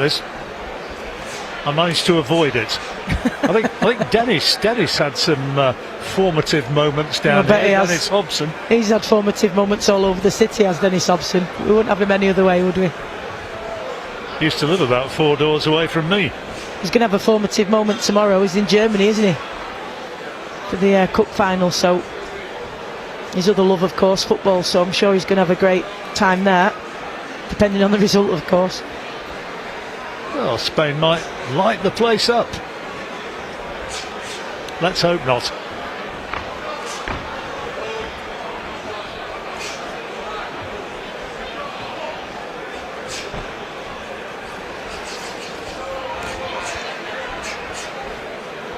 So this is where I'd really like to see Taj try and really step on him when he had him pinned, albeit not fully and momentarily, just to really try and unleash some big shots on Labourn. There's not been that really from either side so far. Not really gambled to throw the big potentially point scoring and maybe even knockout punches. As you said at the outset though, with the big lads, and these are big men, both standing over 6 foot, sometimes it only takes one. I feel like there was bigger shots in the opening round. I don't know if you've seen it the same way, but it's almost like a bottle of pop, that when you open it there's that fizz and then it just settles, and this has had that fizz and then just settled a bit. But that can happen over the rounds. As we get to 5 and 6, we might see this one put the top back on ignite. And give it a shake. Exactly, yeah, I might see this ignite a little bit. Presume you've got all 3 rounds to Taj. Yes, I have, yeah. Yeah, I think he's obviously been dominant, taking the centre ring, and he's always pushing Labourn back. And like I said, even though he's not been able to put too many decisive combinations together or land terrifically big shots, he has been consistent with that jab, constantly pumping it out. As we can see there, it's constantly in the face of Labourn as he just wiped his brow there. I think he was a little bit concerned he'd been caught. Well, you reckon there was one round the back of the head, didn't he, Ryan Labourn? Oh, is that what he was inferring? And he was having a little bit of a word he has with the got referee. A cut. He has got a cut on his right eye. Yeah, plenty of blood coming down as well from the right eye of Anis Taj, and they're going to have to go straight to work on that.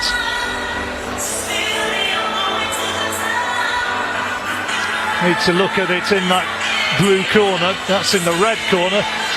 The damage is in the other side. They're working away on it, and it doesn't look too good, that, Stacey. Probably a good job it's a 6-rounder. It's in a real nuisance of a place, that, isn't it, John? Absolutely. And that's going to need a stitch or two after they're finished, I would imagine.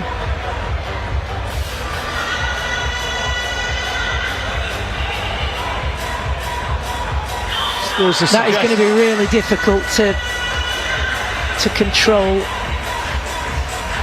to stem, because they can, if they continue to open up, they just bleed profusely, those, don't they? No, I think it was a clash of heads we saw there in that final moment of those replays, and that's what's caused the damage. He's got 6 minutes to get through, so hopefully it won't open up too much. And he was stopped on a cut at Wembley against Vidal Riley, as I mentioned before, so it's certainly not something he's going to want to happen again, as Labourn, without a doubt, targeting that there, John. He's really looking to it's land unlucky, on it. Isn't it, when it comes with a head clash? You know, you've got to feel for the guy who winds up with the cut.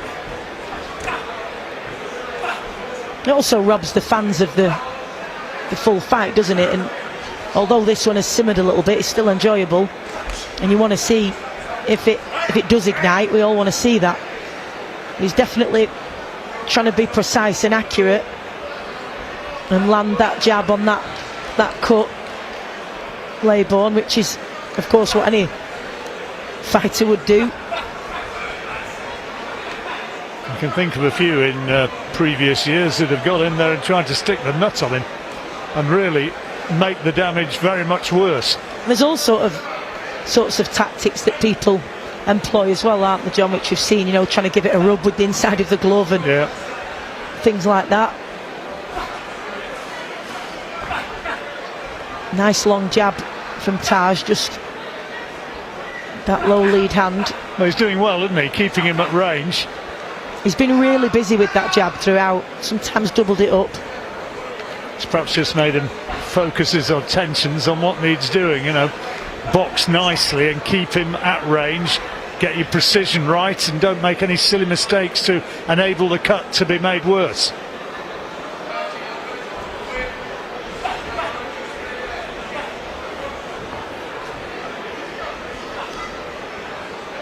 Appear to have done a decent job with the damage, though. There's no blood on the face of Anis Taj at the moment. Yeah, you certainly would have thought that would be a problem in this round, but as you say, yeah, done an excellent job of keeping that at bay for now anyway. It was kind of below the eyebrow, wasn't it? Yeah, and sometimes those can be really nasty. It's a really odd place, isn't it, because of the skin there. It's very thin, isn't it?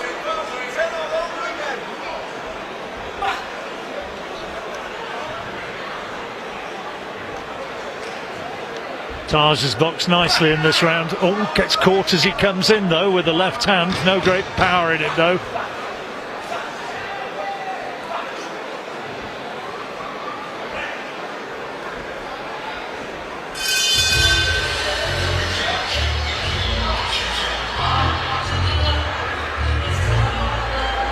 I think this has been a decent performance from Taj, but in this weight division, it's really important, isn't it, to have that Power. big punch when you need Power. it. Yeah, it really is. And neither of them have really got it. Here's some of the action from the fifth. Nice boxing from Taj. The left-hand lead was the key.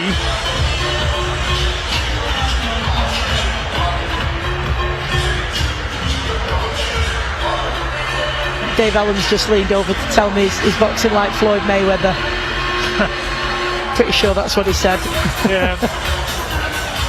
His defence was kind of Mayweather-esque at times, but unfortunately he's not quite landing the precision power shots that Mayweather does.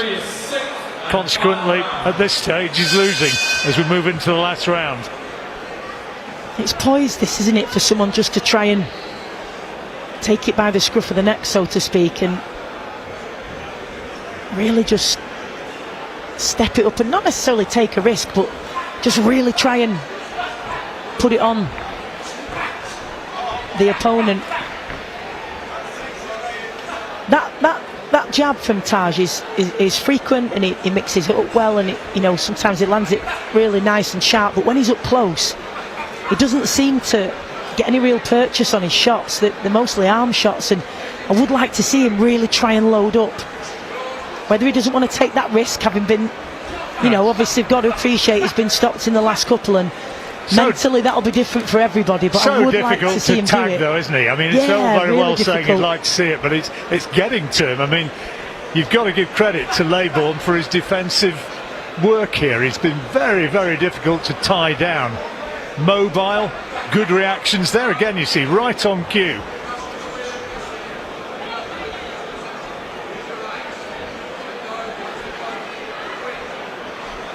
And he's going to go the distance and get a chance to get out there again fairly soon.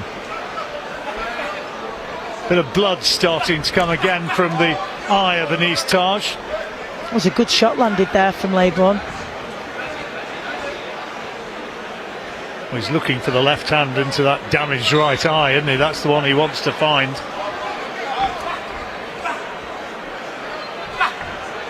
Blood trickling down the cheek of Taj now. This is where Taj wants him, but he's got himself tied up. Yeah, this is it. He ended up smothering his own work or allowing himself to be tied up. But here, right now here, I'd like to see him just really load up, because he is throwing the shots, but not with any real venom or spite. So I agree with you totally, he's hard to pin down, but he has on a couple of occasions, and when he gets him in those positions, particularly in the corner or up against the ropes, just want to see him really let his hands go. He's going to get the decision though, surely. Difficult to make much of an argument for Taj to have won enough rounds to be in with, Labourn to have won enough rounds to be in with a chance of winning this. And again, in fairness, coming off the back of any loss, but a couple where you've been stopped, it is important just to get those under your belt and perhaps approach with a little bit of caution, which, perhaps that's what Taj has done there. It's been a good technical display from him though. Well, he's won, that's the main thing. He's ended the losing sequence, surely. A little bit of work's going to have to be done to that damaged right eye. Labourn made him think, but Anis Taj, clear winner. And a little bit of an apology maybe about the clash of heads which has caused that damage. But it's one of those things in boxing, it happens.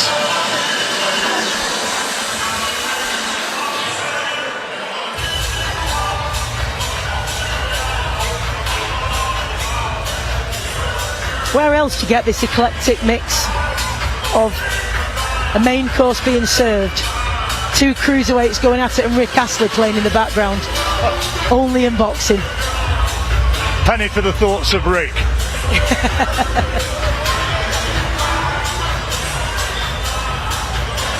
Well, the referee has tallied his card and passed it on to the MC. He'll draw the two fighters together now, or rather the referee will, Michael Alexander. It's going to be a win this for Anis Taj, I'm pretty sure. And here now comes the result. Ladies and gentlemen, could we please have a big round of applause for both of our boxers? After 6 rounds of action, we go to our referee, Michael Alexander's scorecard, which reads 60 points to 54 in favour of your winner, Hannes Braveheart Taj. Ladies and gentlemen, please, a big round of applause for Ryan Labourn. So a complete shutout. Taj getting all 6 rounds. Ryan Labourn yet to score his first professional victory. 16 defeats and 2 draws now. Taj picking up his 8th professional victory. He's just too good technically. Labourn difficult to tie down for any real big breathtaking attack, but Taj was able to do enough and take every round, and there was no stage of that fight was he in any real problem.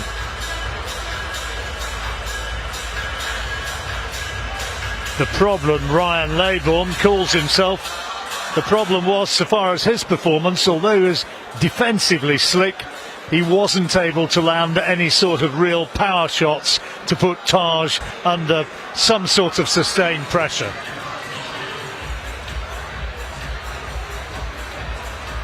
Braveheart moving on to his 8th victory. There's the clash of heads. That left Taj with that damaged right eye, which we'll see in a moment or two when Stacey interviews the winner.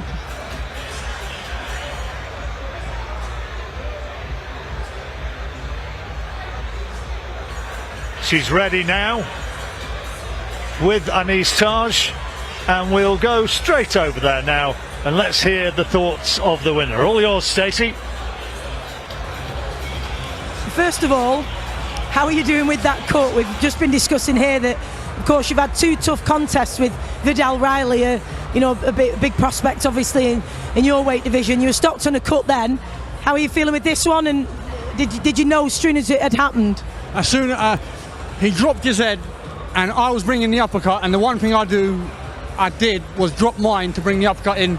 I felt it straight away. I saw the blood drop, but the lucky thing is the blood was dropping outside the eye. First thing I shouted to the ref, not in the eye, because I know from the Vidal Riley one, goes in the eye. I was blinded for a round in that one, so I thought, first thing I want to say is I'm good. I don't want it being stopped, so, touch wood, it was good. It was important tonight to get back to winning ways. Was that in the back of your mind coming into this one? And how has it affected you mentally, having those stoppages and losses? Not necessarily affected me mentally. Last year I had a lot of stuff on my plate. I lost 2 family members very close to me. My uncle first in January, a couple of weeks before Vidal Riley first fight. I lost my granddad a week after the Vidal Riley rematch. So I had that, the illnesses, the losses on my head, but this year I feel better. I've gotten that out of my system, and now I need to continue my career and get on to where I know I should be, which is titles. Look, I gave Vidal Riley his hardest fight. I don't like being known as the opponent of Vidal Riley. I've got my own career.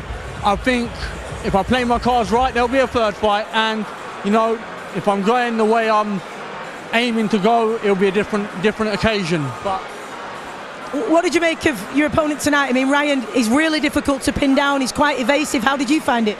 Yeah, it's difficult. The one thing I had in my mind was the thing I do, and I know I do, is I look for the knockout. Last fight I had, I won the fight. I know it says I lost it. I had an issue with the referee that day. That's another story. But the one thing I did wrong in that fight was I allowed myself to be too comfortable, not going for the stoppage. 1. 2, waiting too long. So tonight I didn't want to go for a stoppage. If it come, it come. I wanted the rounds. I wanted to know I could do it. I knew Ryan was a hard opponent to pin down. There was times where I got him, but again, throw a shot and he slipped. But it was good enough because I was looking just to get a W and get back boxing. So what is the plan for you next? Then you said you want to be in, those title fights, maybe a third fight with Riley. What is the plan? I'm touch wood, hoping, pray to God. Inshallah, I'll be fighting on 17th of August. The cut is now a nuisance. We've got to go back and monitor the cut and see whether it's viable. That fight was supposed to be for the Celtic title. So that was my first step. I need to get a win. So that's done. Supposed to be fighting for the Celtic title. Whether it will happen or not, I don't know. Whether the fight happens itself, I'm not sure. But looking at, if we don't get out in August, we're out in September. And I'm just looking to get in as many fights as I can. I see myself by this time next year getting a title, whether it's a intercontinental of some sort, whether it's an English title, whether it's something along those lines, a silver Commonwealth. I don't really like the silver Commonwealth, so not really that. But any title. Like it if you win it. I've got to fight for it to win it. Well, listen, we hope the cut gets sorted quickly. We're looking forward to seeing you out, whether it's August or September. And well done for tonight. Thank you.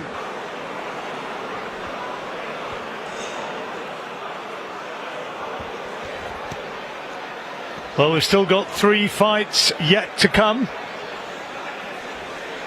And we can now bring our fighters in for our next contest. Let's hope we've got a good one coming up.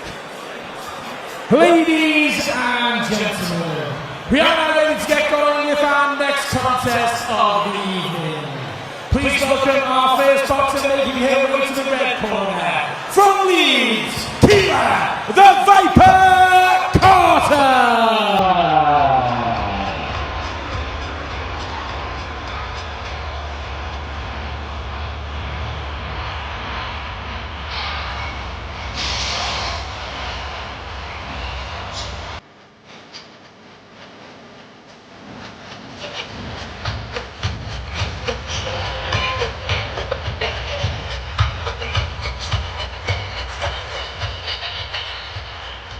And ladies and gentlemen, please welcome her opponent making her way to the blue corner. From Wolverhampton, former WBF champion and WBA World Title Challenger, Katie Hellcat Healy!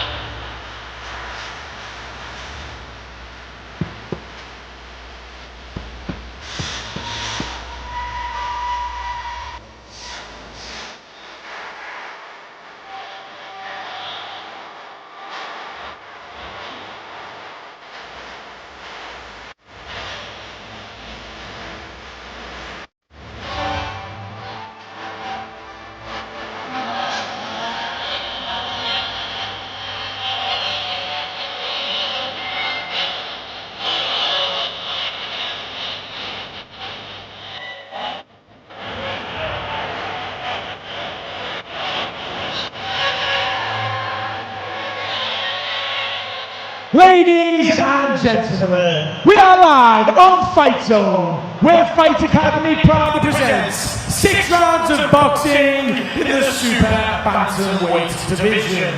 Our timekeeper at the bell for this contest is Peter Humphrey, and our referee in charge scoring the action, star referee Mark Lyson. Ladies and gentlemen, that is our officials. It is now time to introduce our boxers. Introducing first, boxing out of the red corner, wearing the white shorts trimmed with red and blue. On the scale, she weighed in 124 pounds and 6 ounces. This evening taking part in a 9th bout as a professional, from Leeds, Keanen, the Viper Carter! And ladies and gentlemen, please welcome her opponent facing her across the ring and boxing out of the blue corner, with the black and white shorts. On the scale, she weighed in 123 pounds and 14 ounces. She comes to the ring with an excellent record, 7 wins with only 1 defeat. Former WBF champion and former WBA World Title Challenger from Wolverhampton, Katie Hellcat Healy.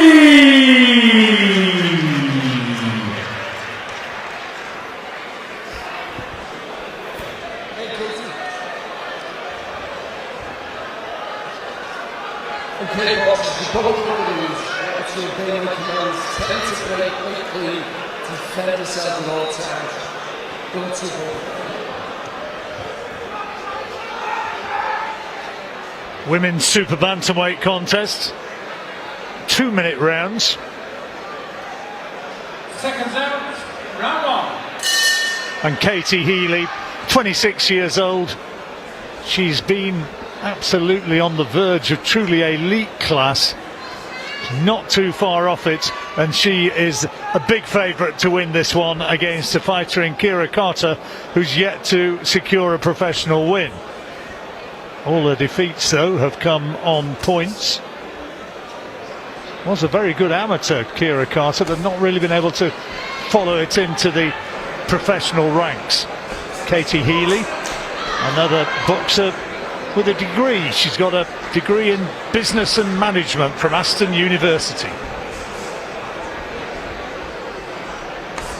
Tough contest she had as well with former world champion Nina Hughes, who was an England teammate of mine and a real tough fighter. I mean, talk about, you get into a scrap with Nina Hughes, you know you've been in a fight. So you know she's been in against tough opposition, and that was at Wembley Arena as well. So as you say, really good experience behind a Katie Healy, despite this being just her 9th contest. Kira Carter's success as an amateur came principally as a flyweight at the heavier classification. Now, does she really have the punch power? So far the evidence would suggest that maybe she doesn't.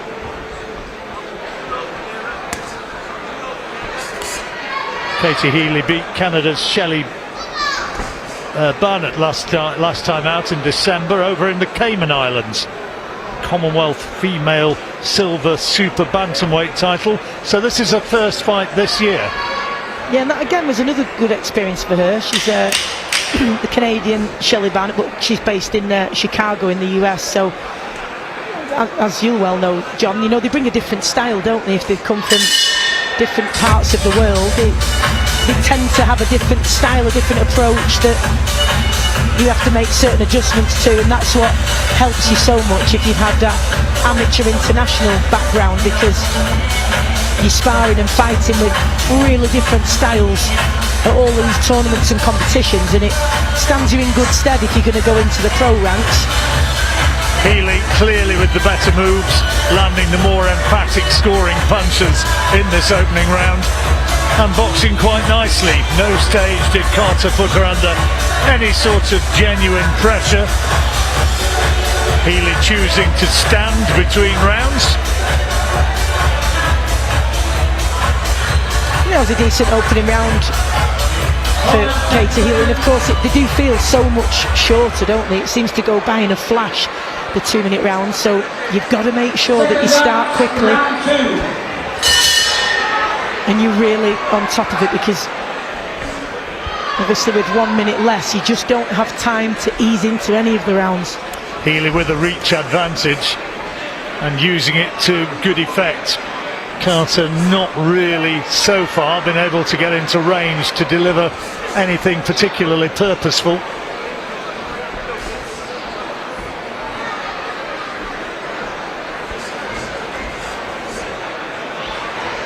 Hellcat, Katie Healy's ring nickname,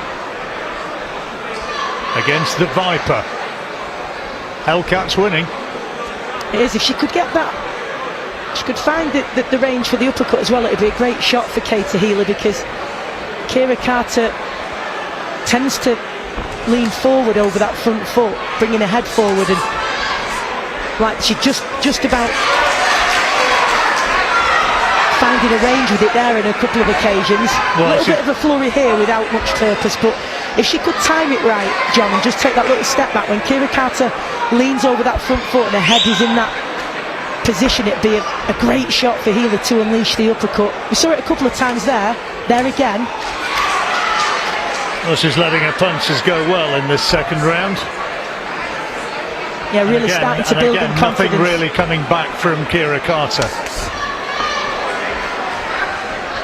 She's finding a range now, Healy, and I think, as you mentioned, there's no great deal of concern for Healy of what's coming back, so there's nothing to deter her. So there she's able to set things up, pick her shots, and just sometimes when she's in close, which again comes from experience, just not to throw a load of volume of shots without a great deal of purpose. Well, she won the first round by a distance, and she's won the second round arguably more comfortable than the first. 2 rounds out of 2, and going well at this stage for Katie Healy, not under any real pressure at all, and the corner unsurprisingly looking very satisfied with what's going on so far. What does Kira Carter need to do, in your opinion, to get Healy under any sort of pressure? When you think if you don't possess the type of power that can, well, as we're seeing here, again, just when Katie Healy puts the pressure on her, she's doing the right thing in tucking up, John, but if you don't have that power to deter them, then it has to come in a different way, doesn't it? Either you've got to be savvy and elusive, very happy fan there enjoying the action, and try and find a way through to counter those shots.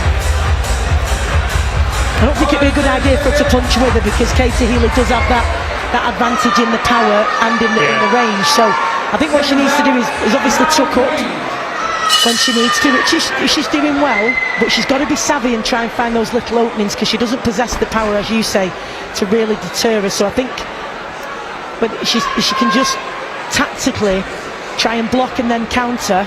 Needs to make it into a genuine contest, and so far she hasn't really been able to do so. And it'd probably benefit her to try and make it a little bit scrappy, dare I say, on the inside, John, because that would suit Carter more, rather than allowing Healy to work away cleanly on the outside. Yeah, she's able to maximise her attributes, Katie Healy, and has done so from the outset. Good body shot, nice right hand.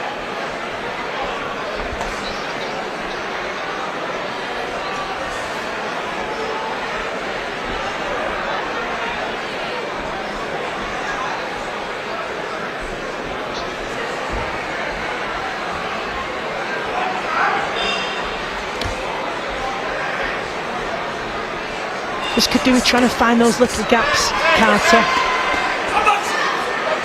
Easier said than done, of course, when someone's bearing down on you and they've got those long levers, but can't match her for power, so perhaps just the work rate. But again, John, that's if you're in the business of trying to win this fight, and you know, if you're asking me what she needs to do to try and win it, that's a different question to. Well, she's surviving okay, isn't she? Yeah, exactly, and that's a different tactic altogether. In terms of what she needs to do for that, she is doing what she needs to do. Keeping on the move, tucking up when she needs to, firing back now and then.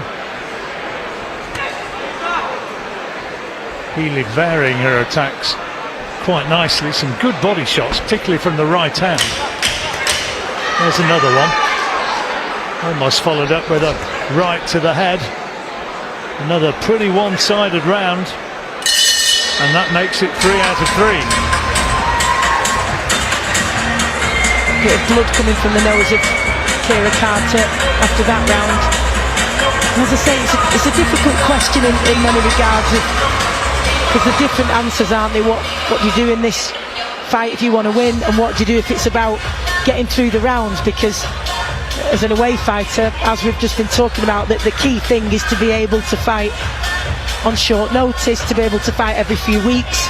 You don't want to take any risks that could mean that you don't get that payday. So I think in terms of getting through the rounds, Carter's doing what she needs to do, but I don't think she's got the capability to really provide any real resistance for Healy. Healy looking in better condition, better tactically. And the question now is whether she's going to be able to up the pace, step on the gas, and really going looking for the first stoppage victory of her career, I wonder. Well, you want to see a look for that here, don't you? Because as I say, having fought at Wembley and been in with the likes of Nina Hughes and Shelley Barnett, you want to see her make a statement here. And can she really put together a sustained attack and perhaps give the referee something to think about. Here, to step back in there again and put more pressure on Carter. Good shot to the body there. Can she load up with those body shots? She's landed a lot of punches, hasn't she? She has absolutely. Found the target. It's been really good work right from Healy. From the outset. She's really worked well and consistently. Yeah, she's a nice, tidy, technical boxer, that's for sure. It'd be nice to see if she can, once she's put these combinations together, to take a little step back and then go again and perhaps catch Carter off guard. Nice jab there. This is good work from Healy.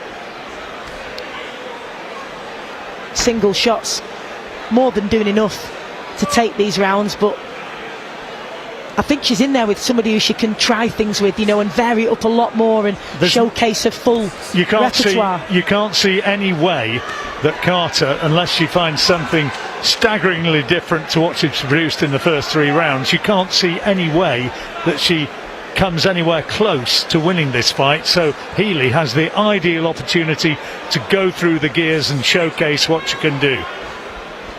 Yeah, and she's not. Let me reiterate, there's nothing wrong with Healy's performance so far. It's been compact, it's been solid, technically sound. But if you're asking me to pick perhaps what she could improve on, it'd just be to perhaps step it up and double up those attacks, go in 2 phases maybe. You know what you said earlier about throwing the uppercut? I can't recall a single occasion when Katie Healy has really brought one up through the guard of Kira Carter, and if you're going to be hypercritical, that's surely something that she could be working on. Yeah, because I just think, particularly sometimes when she's gone in with that double jab and she's drawn Carter in, she does lean over that front foot, and you know, when her head's in that forward position, it'd be just a great shot for her to really unleash an uppercut. That's the sort of shot that can catch somebody off guard and wobble them enough for you then to really step on them and try and force a finish. Well, she's won 4 out of 4 and she's winning by a streak. The rounds have all been very one-sided. Yeah, and this is where she can really try things and really showcase what she's capable of and put on a show here on Fightzone, because she'll surely want to be back in there at the elite level challenging for titles, and this is the time that you want to really put on a great display, a dazzling display, an eye-catching display, so that people notice you and you're back in those realms.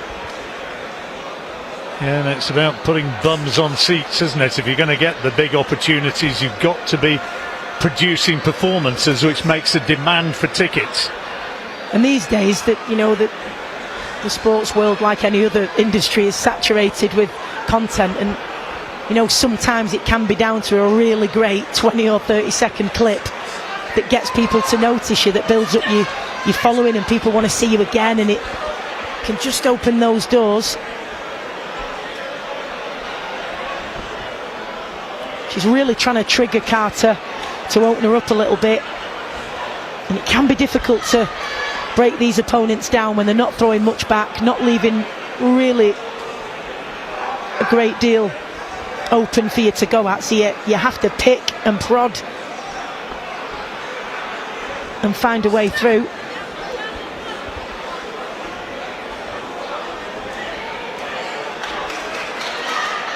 Some really good shots being landed by Healy though. There's the little uppercut. That's nice. Some of these single shots have been really clean and accurate. It's been good work from her throughout, and consistently as well. I suppose if we're just being picky, why not?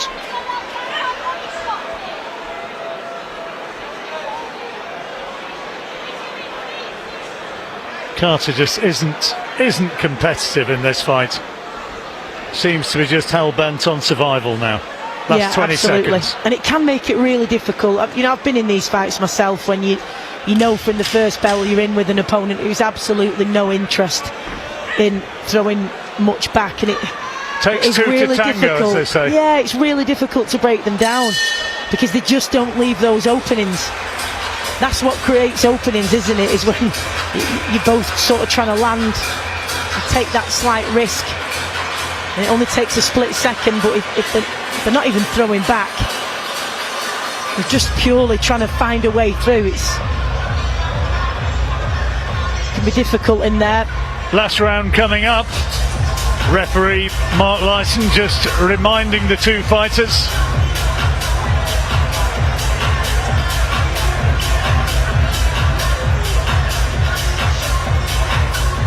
Kira Carter there did get through with one left hand, but it was just... And there's less and less nothing in it, nothing in it at all. As the rounds are going by, there's less and less coming from her. I think that bit of fatigue is setting in as well.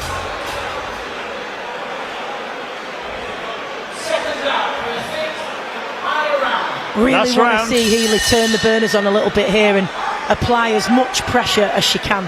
This is the 6th. Let's see if she can really make it more of an eye-catching round than some of those which have gone before. She looks as though she's trying to make a statement. She's on the front foot. Yeah, she's coming forward with real intent and purpose here, which is good to see. I want to see a big final round from Healy because there's nothing coming back. She's having everything her way. So there's no danger. Yeah, I really want to see. And this is about mentality now. And we were just talking there to Anis Taj, weren't we? We were saying he was in his comfort zone in previous fights too much. And you don't want to stay in that comfort zone. If there's not a great deal coming back, you want to be able to really step it up and see what you're capable of and really apply the pressure. And she's got it all her own way here, so I really want to see her step it up. Well, again, Carter's not really throwing anything, and it's all about just how much Healy's going to be able to find. She's looking for that big right hand.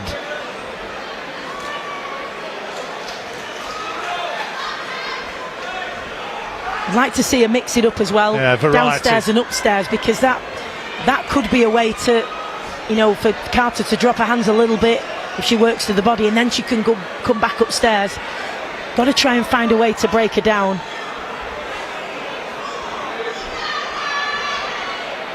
Carter done what she needs to do in order to survive these rounds, but offered very little by way of making this competitive.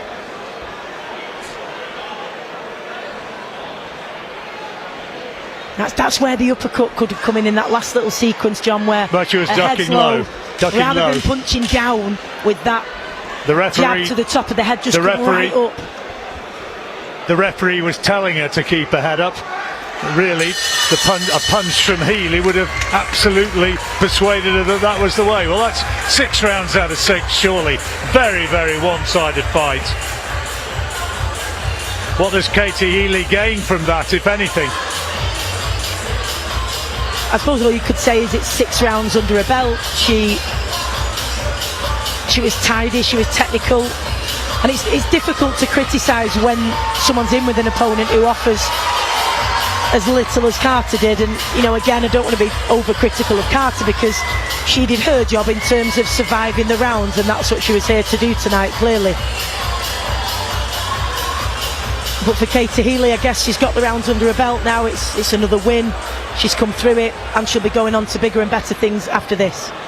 Well, it's going to be another shutout win, I'm sure, and we can get confirmation now. Ladies and gentlemen, can we please have a big round of applause for both of our boxers. After 6 rounds of action, we go to our referee, Mark Lyson's scorecard, which reads 60 points to 54 in favour of your winner, Katie Healy.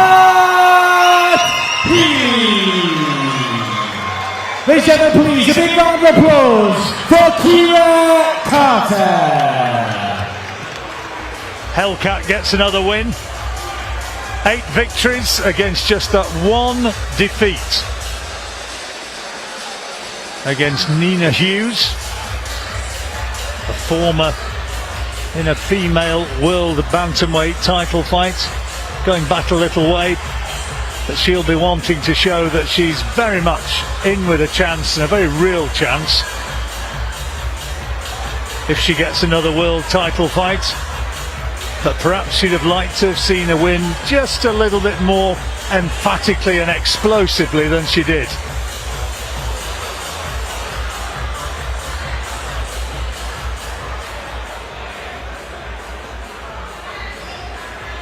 There was no stage of the contest at all that Kira Carter looked remotely in with a chance of winning that fight.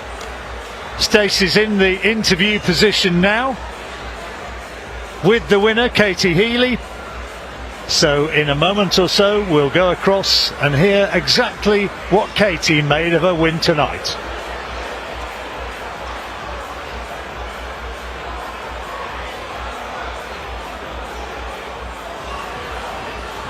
Katie, you've been in there at the very top level with the likes of former world champion Nina Hughes at Wembley Arena, no less. So you've had great experience. What was that like for you tonight? Because that was very, very different to the tough type of fight you will have had with Nina Hughes. Not a great deal coming back from Carter. How was it for you? I think you hit the nail on the head. It was very different, but it was the perfect fight we probably needed tonight. It's been 6 months since my last fight in Keanen, and we've been working a lot behind the scenes, trying out different things, and tonight gave me that opportunity to practice that stuff with confidence. So I knew Kira was going to be durable, and she proved that in the ring tonight. I was trying to work those body shots and put it on her, really put that power where I could. But no, I think it was the perfect fight that I needed for tonight. It was a different fight. It gave me a chance to try out a different style. So I'm happy, very happy. It's interesting you mentioned that, because in commentary we were saying there was very little coming back, and you know, any of us that have had those types of fights, we know it's really difficult to break opponents down because there's very few openings. And John and I were saying that perhaps this was a chance to work on things. What were the things that you've been working on in the gym in the last 6 months that you're happy with, that you're able to bring to the fight tonight? I won't give too much away, but I think body shots were definitely one. I'm used to being an at-range fighter, so sometimes fighting in close is something that's uncomfortable for me and something I'm not used to. So we've been working a lot on that over the last few months, and I was grateful to be able to try that in the ring tonight. And just some other things as well, like trying out a different style of fight and a different stance. It all came together quite nice tonight, and even though I've had a chance to try it in sparring, it's completely different when you're under those lights. Do you think you could have forced a stoppage tonight, or was that not really in the plans anyway, so to speak? The first thing Gav said to me tonight was don't try and go for that stoppage, because he knows that when I go in there I always come out disappointed if I haven't got it. It's something I'm working on, something I'm working towards. Obviously coming from that kickboxing background, it is very points driven. You're used to kind of picking those shots, staying at range. So I'm only 9 fights in, I'm still adapting, I'm still early on in my career, but don't get me wrong, if I'd have got the stoppage tonight I'd have been really happy, but I'm happy with what I did. I'm happy that I got to try that stuff. So Gab will be glad to hear that I'm not disappointed. But yeah, I am grateful that I was able to try a new me tonight. So the new me, the new Hellcat, what's next? I want those big fights, I do. Like you said earlier, I've had the chance to be on that big screen, and once you've been on there you get hungry for it. You want to get on there even more. Who in your division have you got your eye on? Because every fighter's always got an eye on somebody. Who is it? Do you know what? I'm not going to shout out any names, and that's because there's not just one person. I watch so many fights, and I'm really lucky to have so many divisions around me that I've got such... Give us at least one name, go on. Who would you have, if you could pick a fight this year in your division, who would it be? I recently watched the Stevie Levy and Tyson Gallagher fight. I would like to fight Tysley. I think that would be a really good fight for us both. But yeah, there's so many names out there. That's just one that comes to mind. But I've never said no to opportunities, and I'm not going to start now. Well, I'm sure they'll be on the cards for you. Really good technical performance tonight, and we're looking forward to what's next for the Hellcat. Well done.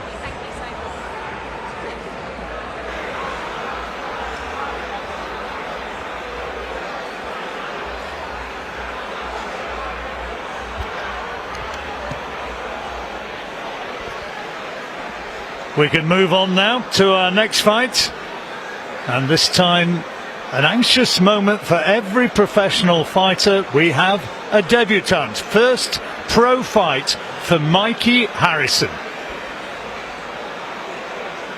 Bring the fighters to the ring in a moment when I get the word from our Master of Ceremonies. I assume that they're not there as yet. Mikey Harrison, just 20 years old. Comes from Ridgeway near Eckington. That's, if you don't know your Sheffield, that's where Clinton Woods came from. And needless to say, he's somebody who Mikey looks up to very much. hoping to emulate his success. We'll see how it goes tonight. He's got lots of fans here. And now the fighters for this next contest, a light heavyweight contest, can be welcomed to the ring. Ladies and gentlemen, we are now going to get going with our next contest of the evening. Please welcome our first boxer, making their way to the red corner. Originally from Rome, now boxing out of London, Edagha.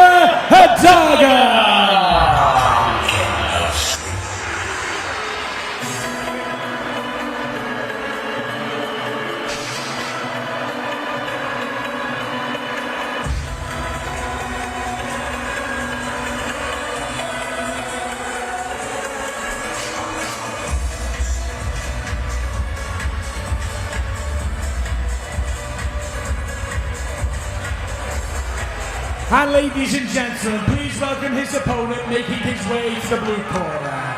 From Sheffield, Mikey, the Lord Harrison!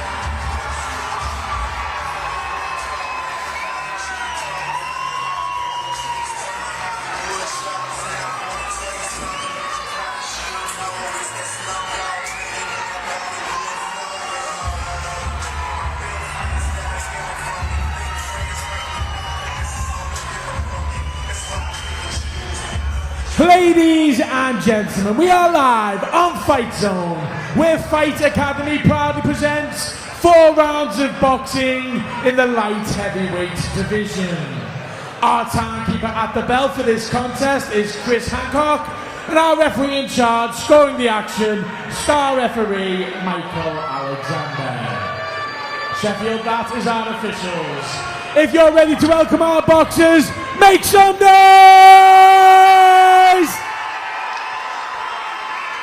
Introducing first and boxing out of the red corner, wearing the black shorts. On the scales, he weighed in 171 pounds and 4 ounces. This evening taking part his 100th contest as a professional. Boxing out of London, Edagha.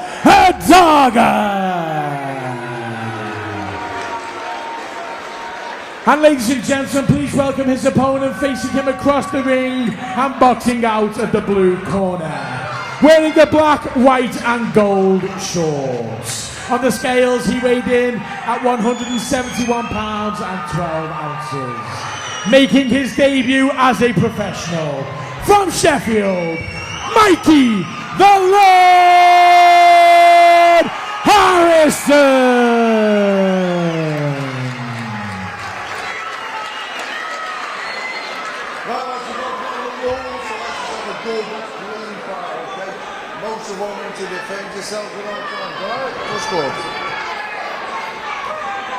Well, they like him, don't they? Mikey Harrison got a lot of fans here. They've made their way down, and some, well, they'll be more interested in this than in the main event, and he'll want to show that he is a talent. He says that nothing for him comes naturally. It's all the product of hard work, and he's in here against a very experienced man, been around a while, and he's awkward, a survivor, and Harrison will have it all on to look good here. I was chatting to my former teammate Brad Ray, who's actually in action tonight as it happens, but I was saying, do you remember fighting Victor? And he said, yeah, of course I do. He said he was really, really awkward. Good luck to whoever's boxing him tonight, he said, because he is known as being a really difficult opponent. And again, been in with some, a good level. Brad Pauls, for example, who of course fights Nathan Heaney next week for the British middleweight title. So he's going to be it's the difficult debut actually for for Harrison, but that is exactly the kind of reception you want on your debut, to come out to that kind of support. Brilliant. As long as he's not overhyped by it, he has to listen to his corner, listen to John Fuchs, and he has to box his way to success against this fella. He's got a big reach advantage. Harrison stands 6'3" against 5'11" for Edagha, and he'll need to maximise that work behind those long levers. He's looked good so far, Harrison. I like what I see. I think he's taking the centre. He's got good movement. Nice, long, sharp jab. Not being reckless. I think the adrenaline will be pumping through his veins, especially coming out to that type of reception. But it looks like he's composed in there. Measured approach. A lot of scar tissue above the eye of Edagha. Looks as though he's had a nasty cut at some stage, which has left a permanent mark. Big night for him as well, John, becoming a Centurion, of course. Indeed. We talked earlier on about journeyman and a point of honour to get to that point. Really good backhand there from Harrison, found its way through. Really rocked the head back there of Edagha, but good to see that he's back behind his jab, not getting too carried away, and that's good to see on his debut, because it's easy to let that go to your head, especially when you get success with a shot like that, as he just did a moment ago with that backhand. Says as a lad that he lacked confidence, Mikey Harrison. Didn't look as though he lacked confidence when he was waving to his fans, did he? Started boxing when he was 13 years old, and he had a pretty mixed record as an amateur, and he freely confesses that his amateur record wasn't great, and he reckons that he's really moving on. He won the Yorkshire Championship, spotted by Dennis Hobson and John Fuchs, and they saw talent there and they encouraged him to turn pro, and he's won that first round of his professional career.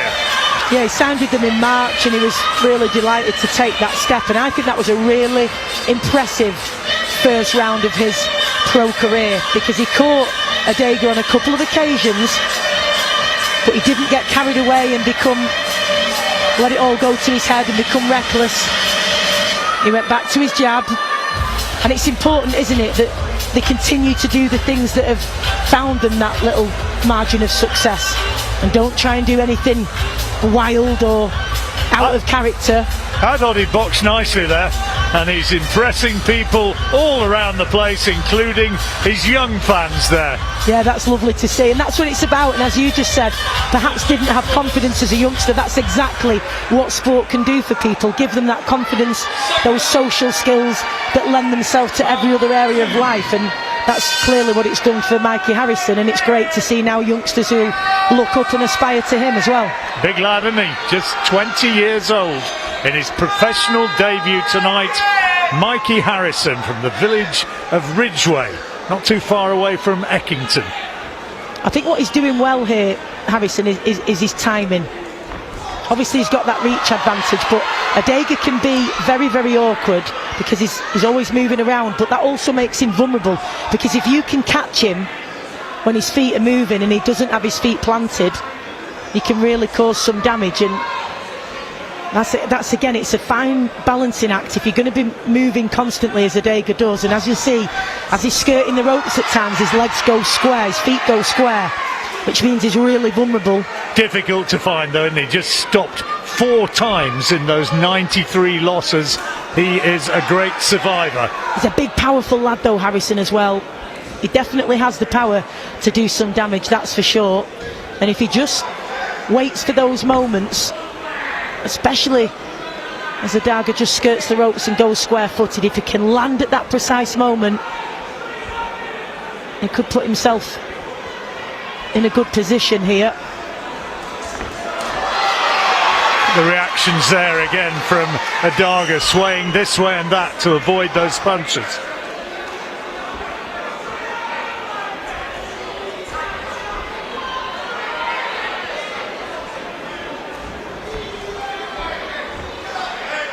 A little bit wild initiating that attack there from Edagha.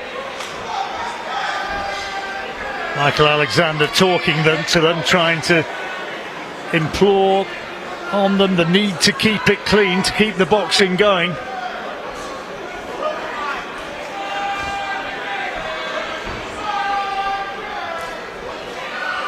Not quite found the opening so far in this second round, Harrison, to land flush as he did a couple of occasions in the opening round. And as you can see, he throws those shots from really unorthodox angles, John, does Edagha. He'll sort of bob his head to the right and throw that wide overhand lead, but if you can time it and catch him when he launches in with that, when he's off balance, it'd be a great time for that backhand right down the pipe from Harrison, as we saw in the first round. He's a bit too keen on hugging and clinching for the liking of the very much pro Mikey Harrison crowd. They'd like to see the opportunity for their man to land some solid shots. Feints to throw on there, thinks better of it into the last 10 seconds of this second round. Only glancing contact made there, and in all honesty, that second round there was very little landed by either man. Yeah, I think he managed to make it a more awkward affair in the second round, Edagha, which he absolutely needed to do, because he took a couple of really big shots. Whether he felt them or not is difficult to say. Sometimes they can look a lot worse than they actually feel, but certainly they were eye-catching, and he won't want to take too many of those either way. So he has made it more difficult and interrupted the rhythm and the flow, let's say, of Harrison, more so in the second round. Well, there's the fans, you know who they want to see coming on strong as we move towards the third round. That second round was it wasn't too far away from being a 0-0 draw. Absolutely, yeah. It was a really difficult one to score. I think the first round was easier, thanks to those clear shots that were landed by Harrison in such a decisive manner. Referee Michael Alexander's the one who has to run the rule over this and decide what the score would be. No question about the first, but the second, was there a proper punch landed by either man? Didn't really see it in the third.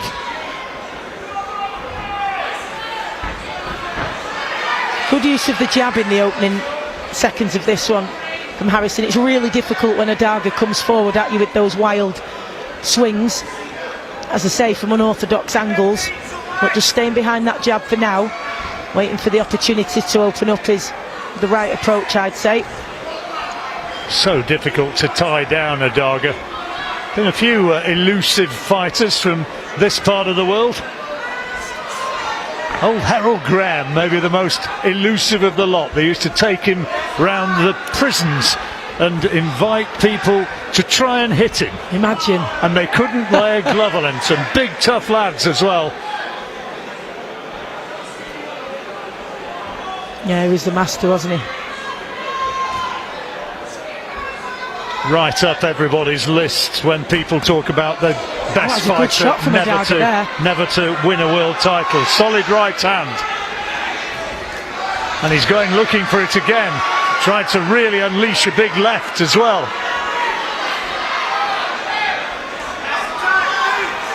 Well, that might be surely the best fight that Edagha has landed. The best punch, rather. Absolutely, yeah. I think Harrison knows that, and good jab there from him. Few slightly anxious faces in that Harrison corner. John Fuchs shouting encouragement, shouting tactics, trying to get him to settle down. It speaks to how confident they are in his ability, though, John, to have this kind of opponent on his debut. I mean, there are far easier opponents that they could have had for his debut, because we know Edagha is awkward, savvy, experienced, seasoned, all of the things that make any fight at any stage difficult, but certainly on your debut, when you're also dealing with the pressure and the nerves of your very first contest as a professional, and in your home city. Harrison trying to pick him off from range, looking for the long left-hand lead, falls short of the target, and Edagha is happy to see him do that. He knows he's landed the one meaningful shot of this round. Incredibly, Edagha is 17 years Harrison senior, Tell you what, he's in good physical nick for a man of 37, isn't he? He absolutely is.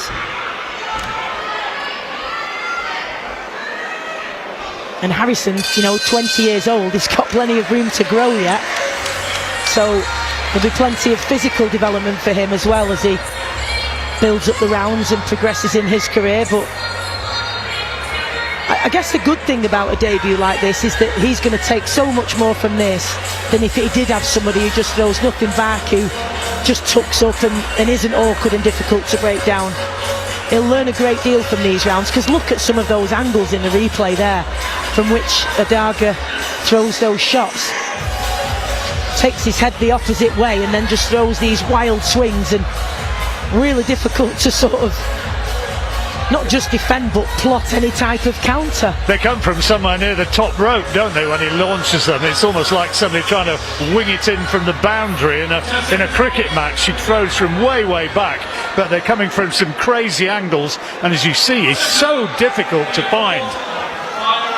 Into the last round. A little bit of marking around the left side of Harrison's face. I guess that's a legacy of that big swinging right hand that caught him.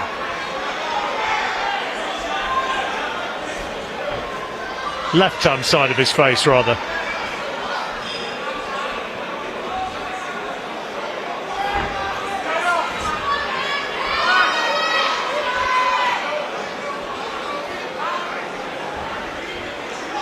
Loves his football, Harrison, another Sheffield United fan. There's been a couple of really good fight nights at Bramall Lane actually with Fightzone. So presumably, should that happen again, he'll want to get his name on the running order. He's done a good job here, Edagha, as well, because obviously becomes a Centurion tonight, as we've said, so there's really nothing, John, that he won't have seen from an opponent. He'll have seen it all, and that's why he's been so able to make the adaptations to prevent Harrison from finding a way through, which he was able to do in the first round. That was a good jab there from Harrison as you were speaking. Landed right on target. And a glancing blow with that right cross as well. And that gets a more enthusiastic response from his trainer. Yeah, he's finding a way through now, Harrison, certainly with those last couple of shots, as you mentioned, the lead hand and then backhand as well. So a bit more of that will certainly please this really passionate support that he's brought with him. That's another good jab, another one. 2 or 3 times in this round he's found a way through and nailed his man with that left hand lead, which is precisely what the tactics would be. It's been a really good round. The first and so far this final round from Harrison have been really impressive. Edagha in this last minute is looking to really take a swing. Really accurate with that jab in this round, Harrison. Again there. Boxing well in this round, Stacey, really is. Yeah, I think this has been a really good performance from him. Just a little bit of marking under his left eye as well, Harrison. I wonder if he's going to have one of those skins which is going to mark up. Walked into a left-hand lead from Edagha there. Last 10 seconds of the fight.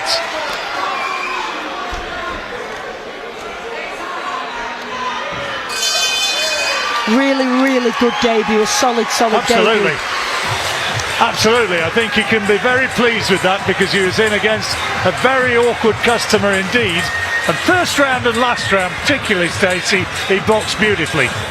Yeah, which is really good. I think, again, to just reiterate what impressed me is when he did catch Edagha, particularly in the first round, he didn't become reckless, didn't let it go to his head. He went back to what had created the opportunity for that success in the first place.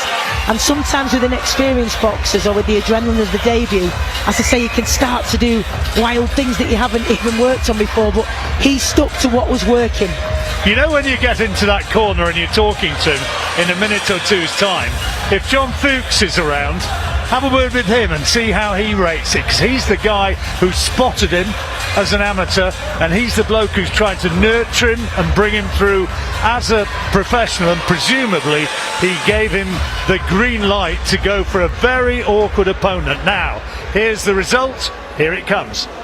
Ladies and gentlemen, can we please have a big round of applause for both of our boxers. After 4 rounds of action, we go to our referee Michael Alexander's scorecard, which reads 40 points to 36 in favour of your winner. Now 1-0 as a professional, Mikey Harrison. No reaction Ladies from and Edagha. please, He's a big been round there, of seen it, applause done it for Victor many years. Edagha. Mikey Harrison, though, you see a very different reaction. I think that's called animated. He loved it, and rightly so. Yeah, he certainly did, and that's exactly what you want, isn't it, John? And the build-up to this will have been immense for him, having signed in March. He'll have been working away for months in the gym. Everybody around him getting excited with all the build-up. You know, we talk, Mikey's going pro, and let's all get tickets, we'll make a night of it. And the reception he got was incredible, and that can go one way or another, as I think you alluded to earlier. Either it can overwhelm a fighter, or they can really thrive on it, and I think he handled the occasion really, really well. Exciting things to come. One of the things they've got to do now is keep his feet on the ground, but he's moving through and moving through beautifully. Long way to go, of course. You can't instantly say that this is a diamond who's been unearthed, but what you can say that is a very decent amateur talent who's moved on with a fairly impressive opening win of his professional career. 40 to 36, that's 4 rounds out of 4 against a difficult, slippery opponent who could have made him look absolutely awful. He didn't do that, though. He got the win he wanted, and I think the cornermen as well are going to be pleased with what he's produced in there. I think John Fuchs, his trainer, will be delighted. Stacey's moving into position with the whole of the team and the fighter himself, and I think we're going to hear a very happy man with what's been produced tonight.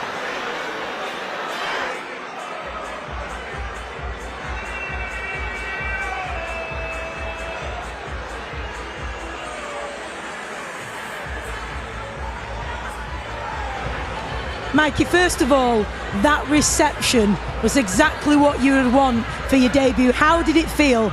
Signed in March, waited all these months for this big moment. What was it like in your home city, coming out to that rapturous applause? Absolutely unbelievable. I'm lost for words at the minute, I really am. The support what I've had for this fight and for the last few months off for everybody who knows me, getting behind me, supporting me. We all know how the ticket system works and how it's vital for fighters at my level to have the support. And I must say, I've not heard a crowd like that for a very long time on a local show like that. Absolutely unbelievable. No, it was an amazing reception. John and I were saying in commentary there that for some fighters it can be a little bit too overwhelming. They become a little bit reckless and the adrenaline overpowers things, but you didn't seem to do that. You were measured, composed, really good performance. Is that how it felt for you? Yeah, I felt like I did a lot of things right. I felt like I could have done a few things better. We'll have to watch it, analyse it, go through it, see what we think. But no, definitely, Victor's a very, very tough, creditable opponent. Very awkward as well. I mean, I've seen him fight before, and you know, other fighters I've spoken to have said he is really awkward. Did you find him really awkward? Yeah, he's definitely got a very unorthodox style, which we knew after watching him a couple of times before the fight. But in there, yeah, he's very, very slippery, very, very unorthodox, like I say, awkward fighter. But it's very easy to get frustrated against kids like that. But hopefully, when I watch it back, I'll be happy with how I boxed. What were the plans tactically, and did he execute them as you'd asked him to do? He were punch perfect. Honestly, so proud of him. He's been in the gym since he was 12-year-old, and when I say he was scared of his own shadow, he was scared of his own shadow, right? Me and Graham have been screaming at him for God knows how long. Have a go, believe in yourself, do this. And for a young kid to come out to that reception against a banger, Victor's a very, very credible. A lot of kids in the game saying, I hope your kid can do a bit, because Victor, I says, I know he can. But Mike is, we joke, is the oldest 20-year-old I've ever met. He's a very mature young man. We were saying for you to let him get in there on his debut with someone who's just become a centurion tonight, really seasoned, awkward experience, shows what belief you have in this young man. And another thing, what a lot of people in the game will know, and it fell unlucky, kids turn up on the 100th fight. On the 50th they want to win, the 100th they want to win, right? If he hadn't done as box as well as he'd had, Victor would have had a hell of a lot more of a go. And I honestly, with how these kids come on as a boxer and as a young man, I couldn't be prouder, and I thought he boxed absolutely brilliant. I agree. I think it was a really, really good debut. We've just heard about your journey really in boxing, of being a kid who was perhaps shy and lacking confidence, and I mean, look at you now. I mean, what has boxing meant to you, and where would you like to go in the sport? Boxing's changed my life, you know, like I said, everybody kind of knows who follows me, what kind of kid I used to be, and I still am to some extent. I'm not out here Larry or anything like that. I'd like to just go as far as I can, see where we get to. I want to be winning titles. I want to be a name in the sport. Well, listen, what a reception you got. Really good debut. Excited for what's to come for you. Well done.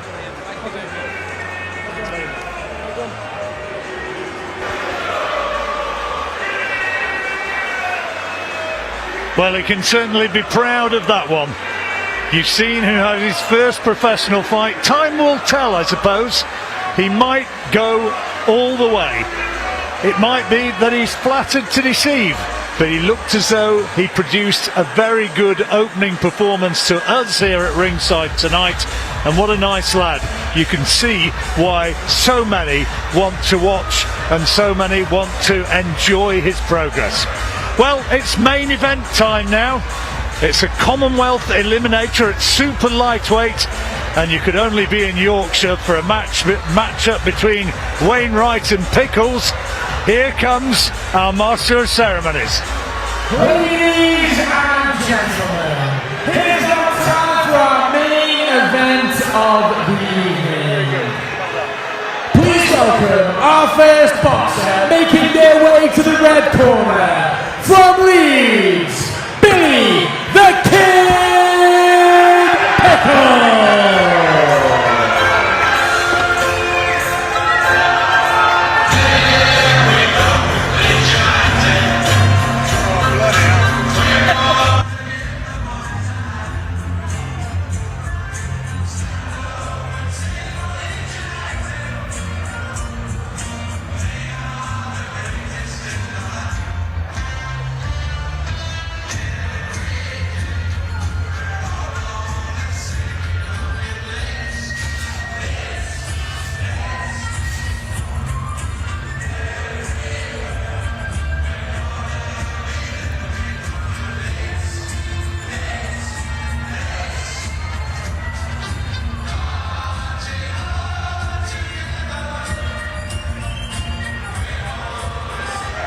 And ladies and gentlemen, please welcome his opponent, making his way to the blue corner, from Sheffield, Keanen, the Wolf Wainwright.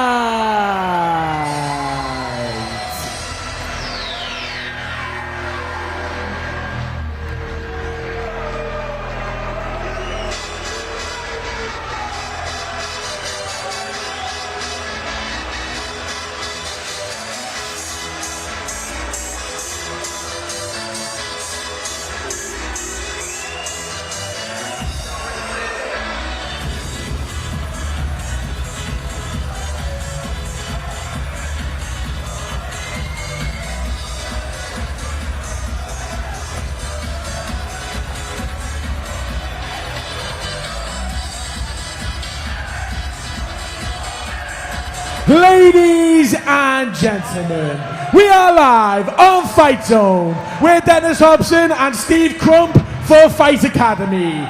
Proudly sponsored by J and J Crump and Sons, Elite Cayman Island Boxing Federation, Island Paving, Elite Marble and Granite, and 18 Cranes proudly presents our main event of the evening.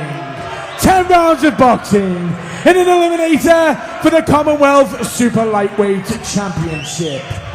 This contest is sanctioned by the British Boxing Board of Control. Our area representative is Josh Sadler. Also by the Commonwealth Boxing Council, our supervisor Debbie Down. Our 3 scoring judges ringside are Phil Edwards, Mark Lyson and Michael Alexander. Our timekeeper at the bell is Peter Humphrey, and when the action begins, the referee in charge, Kenny Pringle. Ladies and gentlemen, that is our officials. It is now time to introduce our boxers. They are under the lights and ready to fight. Introducing first, boxing out of the red corner, wearing the blue short with white trim. On the scales, he weighed in 139 pounds and 8 ounces. He comes to the ring with an excellent record. 15 wins with only 1 defeat. 1 win by way of knockout. Introducing from Leeds, Billy the Kid Pickles.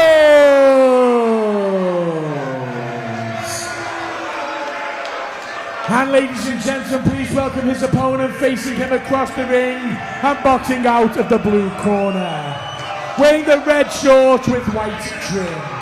On the scales, he weighed in 139 pounds and 6 ounces. He comes to the ring with a record of 11 wins and 3 defeats. 6 big wins by way of knockout. From Sheffield, introducing the former Commonwealth Silver Champion, Keanen, the Wolf Wainwright.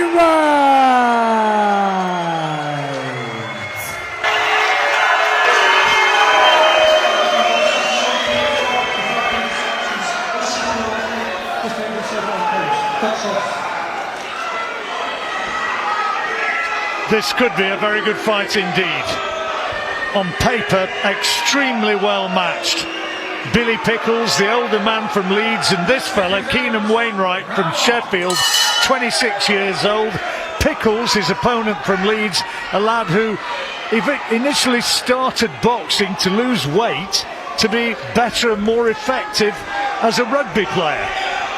And I don't think either corner, either camp is approaching this with any huge degree of confidence.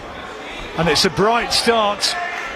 Wainwright has a real all-action style. Pickles, oh goodness me, has an all-action style, and down he goes.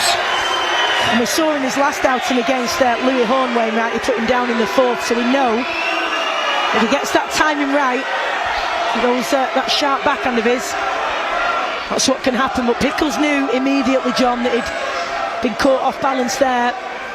What a start though, what a start. Didn't buzz him at all, but he knows now he's up against it, in this round at least.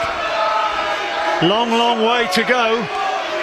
And of course Pickles can come back, and he's clearly not been badly hurt by that, stunned and embarrassed more than anything. He'll be, like I say, he knew straight away the mistake that he'd made. Caught flat-footed perhaps and just off balance, maybe a little bit buzzed, but caused him no problems whatsoever. But he'll be annoyed with himself for that, because as I say, really early on in this opening round he's up against it now, because that's a 10-8, isn't it? Well, you'd think so. He's coming forward trying to put pressure on. We're actually still only halfway through this opening round. Had more action in it than you have in 2 or 3 rounds in some fights. And Pickles appears to have regrouped fairly well. We'll have 2 great sets of fans throughout this as well, of course. Keanen the Wolf Wainwright always brings a set of fans, all with wolf heads on, which always makes it interesting. And the Leeds element for Billy Pickles as well, they're all in fine voice tonight, and we'll get a really good atmosphere in here for this one as it goes on. There's a lot of people made their way down from Leeds, and they're responding to this now. Good rally from Pickles, caught by right hand as he came into the zone, into the box. Good uppercut in there from Pickles, and he's landing some really solid shots in the closing stages of this round. Great opener. Absolutely. I was really impressed with Billy Pickles last time out. He was in with a tough Nicaraguan, Christian Narvaez, and he put in a really good account of himself. And he was coming back from a loss there, where he'd fought Lucas Ballingall for the English title last July. So, you know, he's put a couple of wins together since then, and this is a really in-form, confident Billy Pickles. Judges normally score around 10-8 with a knockdown, but it's not mandatory, and the way Pickles has come back, it could be that the judges here, that's Michael Alexander, Mark Lyson and Phil Edwards, won't automatically score that 10-8, although they probably will. But didn't Pickles come back well? Absolutely, and it's a great point that you've made, and as I say, early on in the round, you're going to think straight away, damn, that's a 10-8 round, you know, as a fighter who's just been knocked down. We weren't to know what was to come after that. What did come was a brilliant response from Billy Pickles, who wants the judges to make no mistake. That was a mistake that I made. I wasn't hurt at all. I'm going to make sure I dominate the remainder of the round. Here's the knockdown coming up. This is how it happened. As I say, literally just got caught off balance, flat-footed. Completely squared up, wasn't he? Just a mistake, a slight mistake, and unfortunately he can get punished for it. And we saw Wainwright do the same thing, as I said, against Louis Horn in the 4th round in his last outing. We know he's capable of that. Pickles was here that night, he watched that fight, so he'll have known, and he'll be annoyed with himself for that. But a great response, and what a fight we have here, because both of these men we've seen in action before, and they can work and work and work, and I don't think there'll be any let up in the intensity and the energy in this fight. Oh, he almost got caught again there, and he put a hand down, did Pickles, and I tell you what, that could have been given as a knockdown, because if a hand touches the canvas, and I'm pretty certain that it did, that could have been given as a knockdown. I certainly thought it did. I think it was his left hand, his left glove touched the canvas, but well, a slow motion replay will confirm it, and I'm being told from our production staff that that should have been given as a knockdown. Yeah, that's interesting. He's going to have to be switched on, Pickles, isn't he? Because Wainwright is really savvy, and he's able to find those little openings. Well, he's quick, isn't he? He has that sharp timing, doesn't he? It's insistent. He provides so much pressure. If you make a mistake, even if you're getting out punched, you're potentially in a vulnerable position. Not going to be able to keep it up at this pace, surely, for 10 rounds. Good right hand there from Pickles.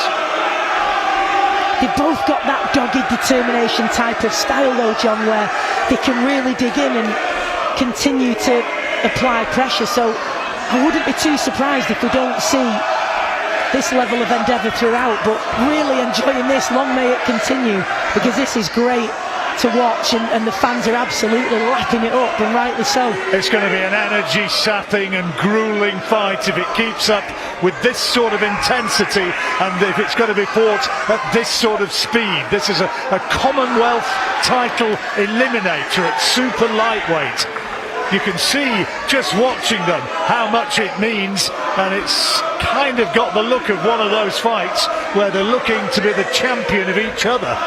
Yeah, and he's had this experience as well, Wainwright, of course. He won the Commonwealth silver against Haitham Mammouz in Malta, and he spoke of just, you know, it being the best night of his life, and he wanted more of it. Then he had the disappointment in the setback against Louis Horn in a very, very close contest. So, you know, he wants to be back up there, but then you can say the same for Pickles, who's had the shots at the English. So both of these are really going to, you know, this is a big, big opportunity for them. They're going to give everything. Wainwright's trainer, Glyn Rhodes, who's been around the boxing game forever and knows more than most, he almost refuses to recognise that defeat of Wainwright's against Louis Horn as a defeat. He says, I think the referee was about the only person who thought that he'd been beaten, but it went down in the record book. But here he is now, and that's a good round, second round, another fiercely competitive second round. But I don't know if we can show you that moment when he touched down, which should have been given as a knockdown. How did he score that one, actually, Stacey? I was hoping you weren't going to ask me that. Now, let's just watch this first. You watch for the left hand there. Well, you couldn't quite see from that camera angle. Maybe you confirm it here. Watch again. Watch the hand go down there, and yes, he touches the canvas. According to John Rowland's VAR, it's true. It's touchdown. True. It's touchdown. No, it's absolutely true. But if you look at that, John, and break it down, Pickles putting himself in the same position again, coming forward, leaning to the left, leaving himself wide open. He's going to have to be really careful when he's looking to fire off that backhand and not lean too far to the side, because he's coming square and he's open to that. He's vulnerable to it. Back to my original question, round 2, who won it? I really can't separate them. Not a lot being spoken there by No, absolutely not. I thought that apart from the knockdown which wasn't given, I thought that Pickles just got the better of it. Just. This is good work from Wainwright, but then a great response from Pickles. It's almost impossible to separate them. They're both landing equally, and one has success, the other fires back. Superb. And the further this fight goes, the more fatigue is going to take a toll, and he's been told off by referee Kenny Pringle for illegal use of either the elbow or the shoulder. I'm not quite sure which, but Kenny Pringle, the referee from Hamilton in Scotland, was having none of it. And they're interested in these types of contests, John, aren't they, in terms of what will separate them? Very little at the moment. It could be that big shot or that well-timed sharp shot that sort of, lands and puts the other man down, or it could be fatigue that sets in and the other one can become more dominant. It might shift in momentum. There are so many variables in a fight like this, and what a contest. Pringle, the orthodox fighter, against the southpaw Wainwright, Pickles rather, and Pickles, I think, is doing well with straight punches. He's perhaps landing the more eye-catching shots. Good work with the uppercut into the body there from Pickles though as well. This is Pickles' third 10-round fight. I think Pickles has had the edge in volume so far in this round. I agree.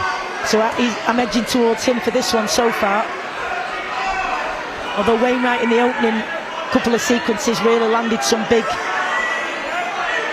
eye-catching shots, but I think that the better work since has come from Pickles, and with greater consistency as well. Yep, he's finding the target. Good variety in his work. There's a nice right hand. And this is what he does, he just works away and works away, but it's at that, when he's going from long range to mid-range, he's got to be really, really careful not to go square-footed and get caught, as he has done on 2 occasions so far. He hasn't done that so far this round, so that's been better from him.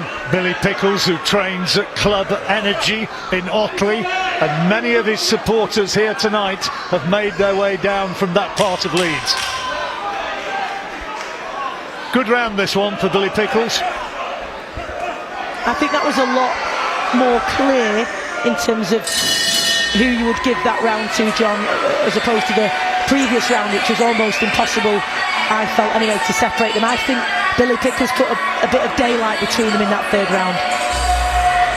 It's going to be interesting to see how it pans out with the scorecards, assuming it goes the distance. If it does, that first round, if that's a 10-8 round in Wainwright's favour, then that's a big moment. And the fact that Pickles' touchdown, it wasn't given in the next round, those are key moments for fights. They certainly are, and in Pickles' corner there is sort of, some coaches like to demonstrate what they're asking you to do, and he's throwing lots and lots of uppercuts and hooks. I think he's asking him to bring that in when he's at close range on the inside, try and find a way to let those uppercuts go. Martin Bateson in that corner with Billy Pickles.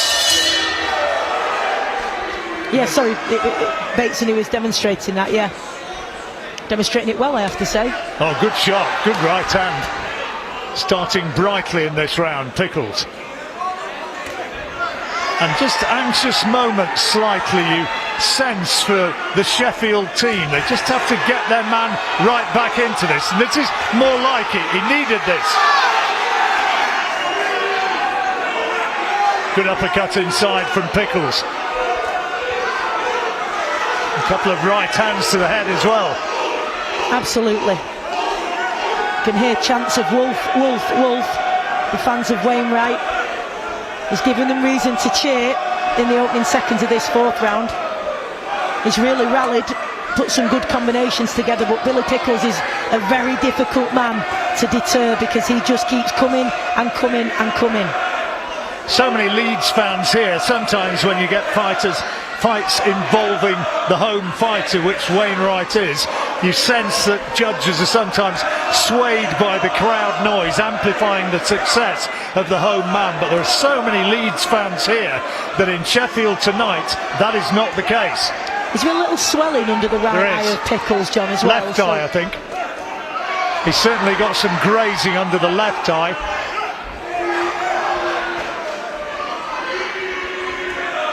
Hopefully that won't swell too much and become too problematic. There may well be a little bit of a swelling or graze of some sort under both eyes, I think, for Pickles, because it's a good shot from Wainwright again.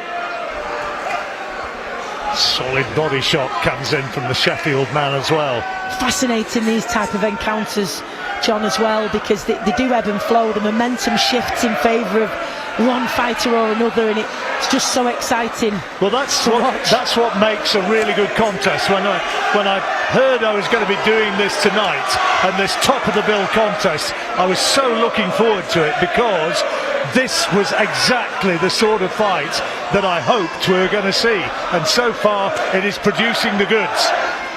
Switching his stance there, Billy Pickles, as well, just to try and bring something different for Wainwright to have to think about. And there is definitely some sort of bruising under his right eye as well. He's getting a little bit marked up, but it's not causing him any problems. It may well be from one of those shots landed earlier from Wainwright, but this is great work from both of them. Long way to go, isn't there, Stacey? You know, I mean, you can take your opinion on which way the tide is flowing, and it's going this way and that, and that's a lovely little exchange where Pickles had the better of it, but then back comes Wainwright like this. This is the sort of fight.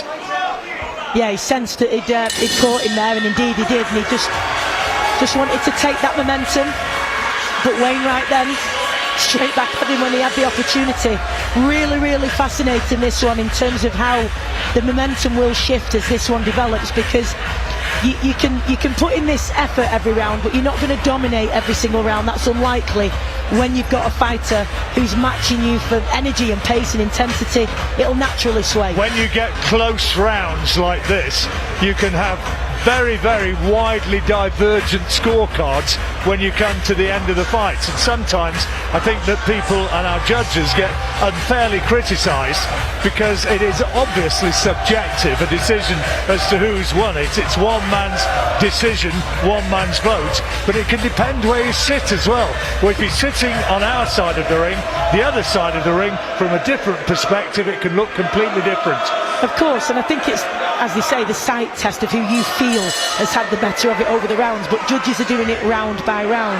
So as you say, you could have 10 incredibly close rounds that a judge feels one fighter has just slightly edged 9, and therefore the scorecards sound ridiculously wide, but it is reflective of the fight as they saw it.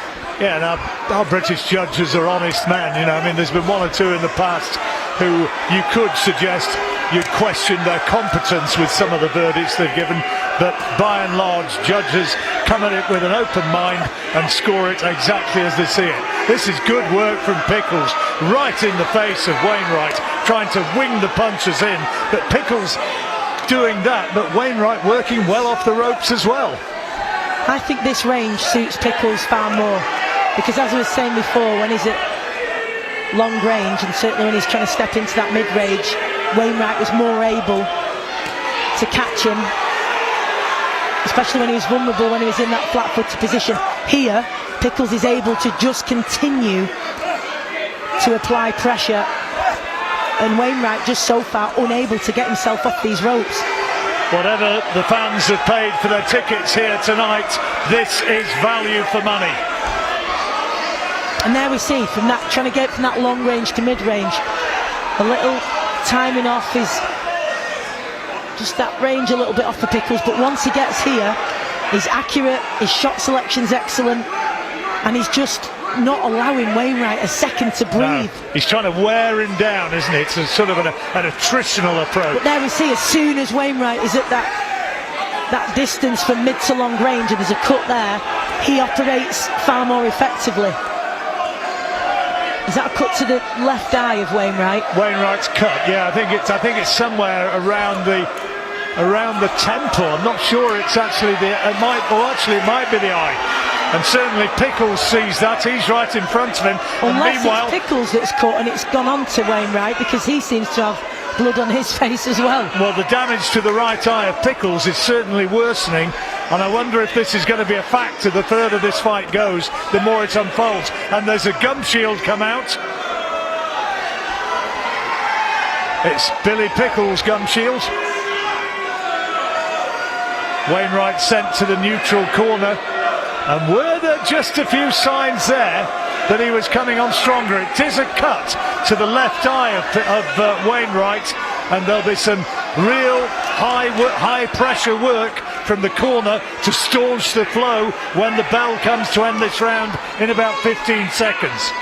The nature of this contest, John, is that both of these men are going to definitely look like they've been in a fight tomorrow morning, that's for sure.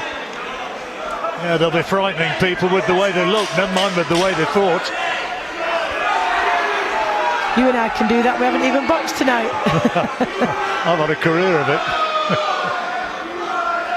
It's definitely in Wainwright's interest to keep this at mid to long range, because when he's throwing those long shots from the outside, his timing's excellent, he's sharp, he catches Pickles. Pickles has not allowed him the space to operate at the distance that is most effective for him. Look at these replays. Good shot off the ropes there from Wainwright. This is when he came back and was starting to dominate, commanding centre ring and landing some real quality shots. There again, working off the ropes. High intensity, high pressure work from Billy Pickles in the blue shorts, but there was some very good work from Wainwright, and he might have done enough to take that round. Possibly, and these replays are showing what I've just been saying, that all of Wainwright's success, or most of his success, has come, as we're seeing here, from mid to long range. Once Billy Pickles gets up close, he operates really effectively, and Wainwright is just pressed up against the ropes, or just ends up on the inside, unable to let his hands go. He has to try and keep it more at mid to long range as the key to his success tonight. I really feel that's the case. Now, Pickles quietly, making it his fight up close. Quietly, we go into the second half of the fight. Have you got that scorecard that you're keeping so carefully in front of you? Come on, who have you got winning? Who have you got winning? I shouldn't have worn white. I definitely should not have worn white at ringside tonight. Well, I'll tell you what I've got. I've got Keanen Wainwright at this stage, edging it, but not by a distance. It's still very much in the mixer as we come through into the sixth round here.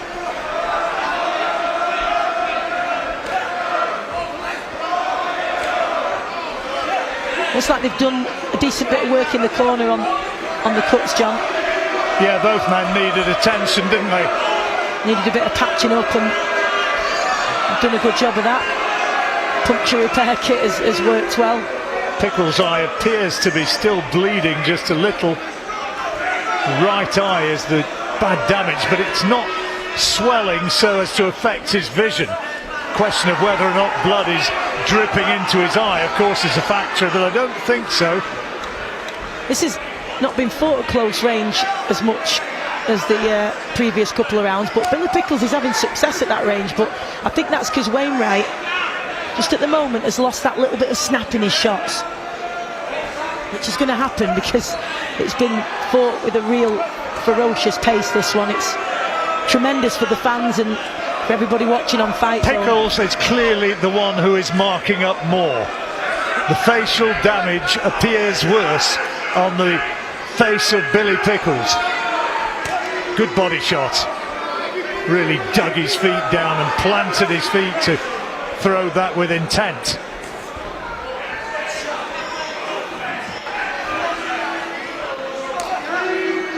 You wonder, John, if they haven't been quite as close in terms of range since they've sustained those cuts, and maybe both corners have said, look, get your head out of there, because they're marking up so much, because there's definitely been a change here. And both of them, I think, are being having to vary their approach a little because of the frenetic pace at which the early stages of this fight were fought. It really maybe has sapped Pickles the more. He's not seemingly fighting with quite the intensity that he was in the first 3 or 4 rounds, and the blood now starts to flow again from the eye of Keanen Wainwright. I think still though the volume in this round has come from Pickles, and as I was just saying that Wainwright's had his greatest success at this range, but Pickles has actually operated pretty effectively at this range. Difficult fight to score, I tell you. Pickles holds his glove aloft as he walks back to the corner. He thinks he's winning. I'm not so sure. I certainly know that it's close, and we only have 4 rounds to go. If you'd whacked some money on in a little wager one way or the other, whichever way it was, you'd be a bit concerned now. That's good work there from Pickles as we watch some real X-rated exchanges.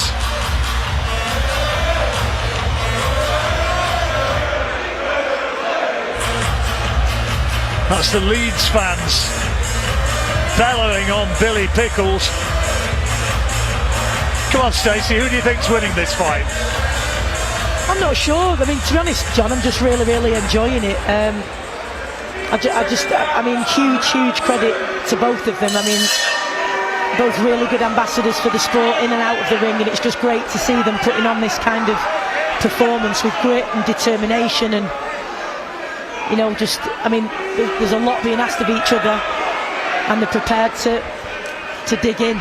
Just really superb stuff, but with a great deal of technical skill as well. You know, this is the sort of fight when these guys are old and grey and they look back on their careers when they come to these... the Yorkshire ex-boxers gathering. Absolutely. Oh, when they go to those dinners, they're going to remember this one for the rest of their lives. Who knows, it might happen again. It's been that sort of a fight.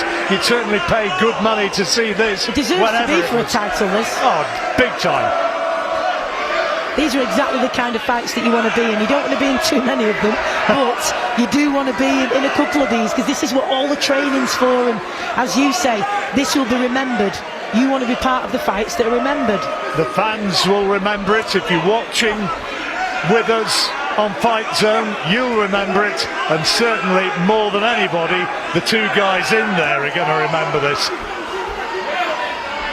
Back at close range now. Pickles pushed Wainwright up against the ropes and he's working away again, and it's Pickles' territory this, isn't it? 100%. And as soon as there's a gap, Wainwright's able to fire off again. Really interesting this is. What an intriguing fight.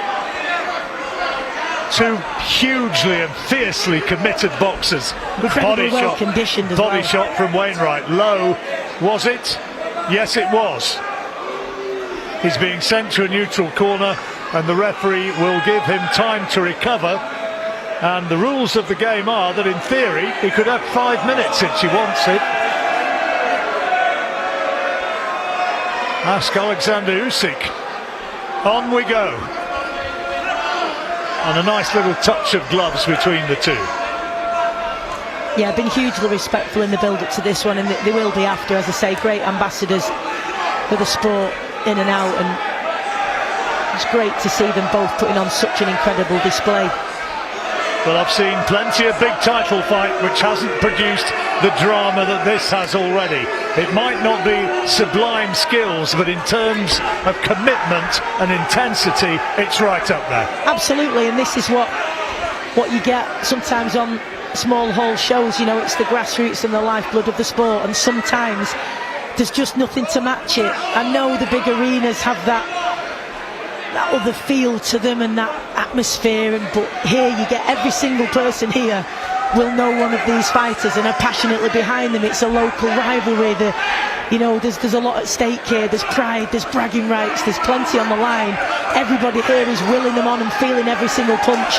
The atmosphere for these small hall battles There's nothing like it. And we're nearing the end now of this 7th round. Another terrifically committed round.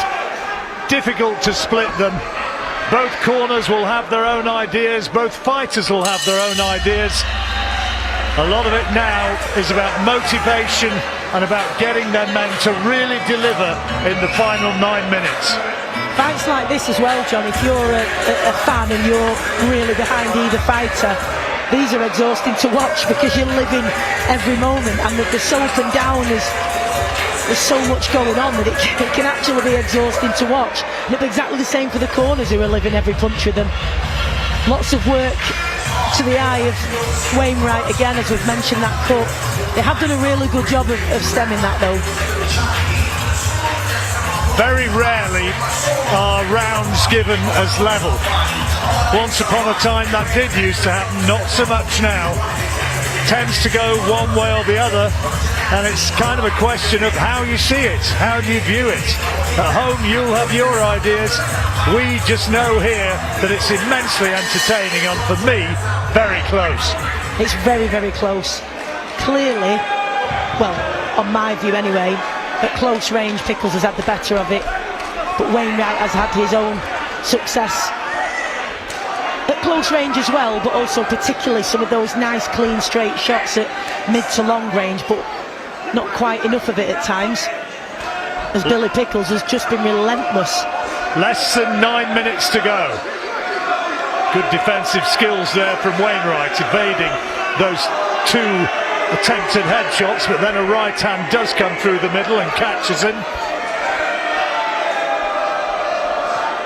Now this is where Wainwright wants to be, centre ring, with space to move, space to operate, and throwing body shots like that.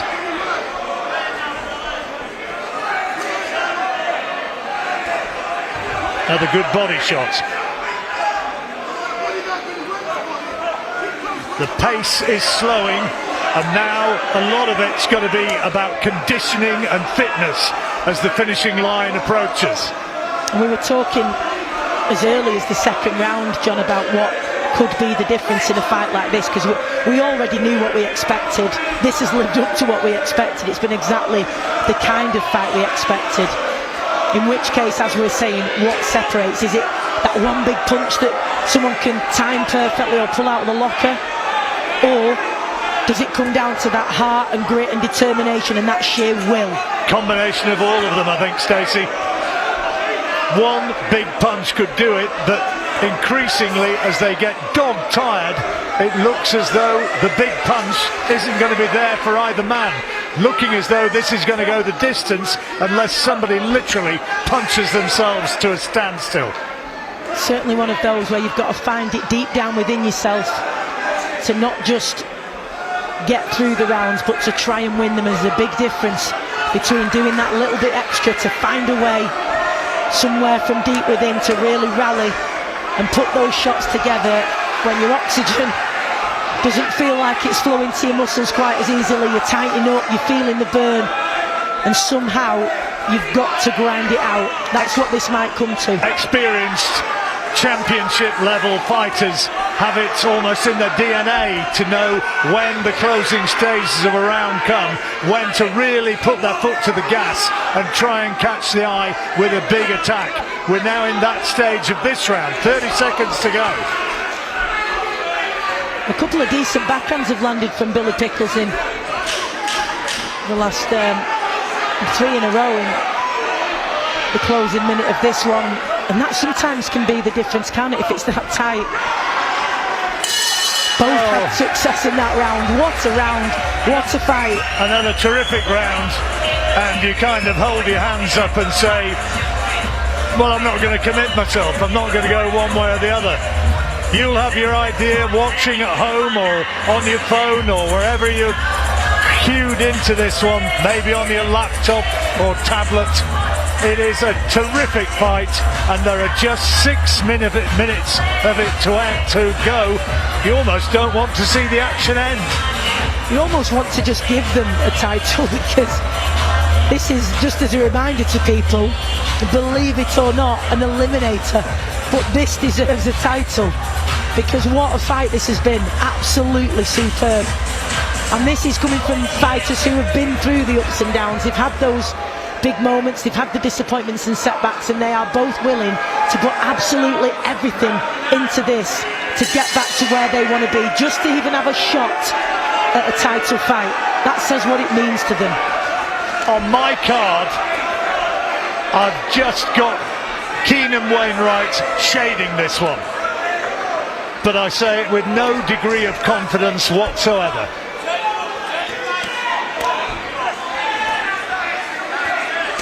Looks as though he might just have a little bit more still within him. Pickles, though, is just giving absolutely everything in pursuit of victory. And he has to, because Wainwright does possess the edge in power here. Johnny is the more powerful puncher of the two. Maybe the edge in boxing skills as well. So it's just sort of the intensity and making the fight his fight, which is what Pickles has to do and has done throughout. But this and is that good sheer work rate as well. Yeah, good work though off the ropes by Wainwright there.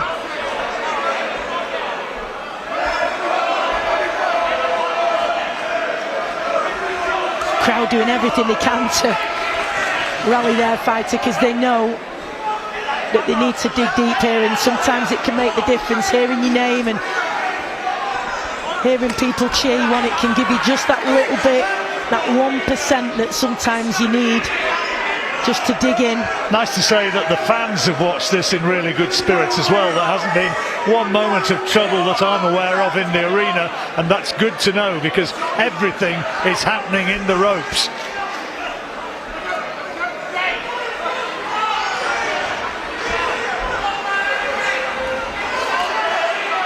There's two very tired men in there now.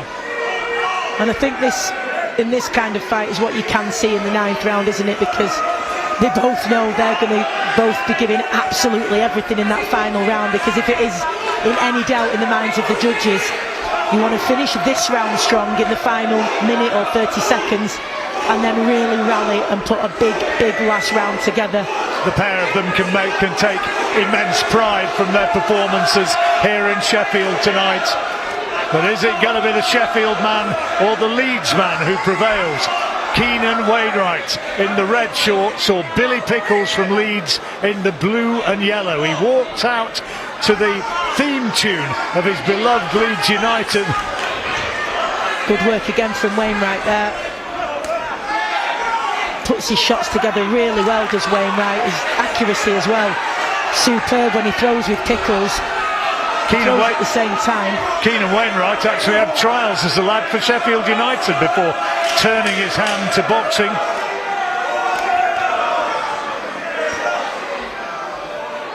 What a tough way to earn a living.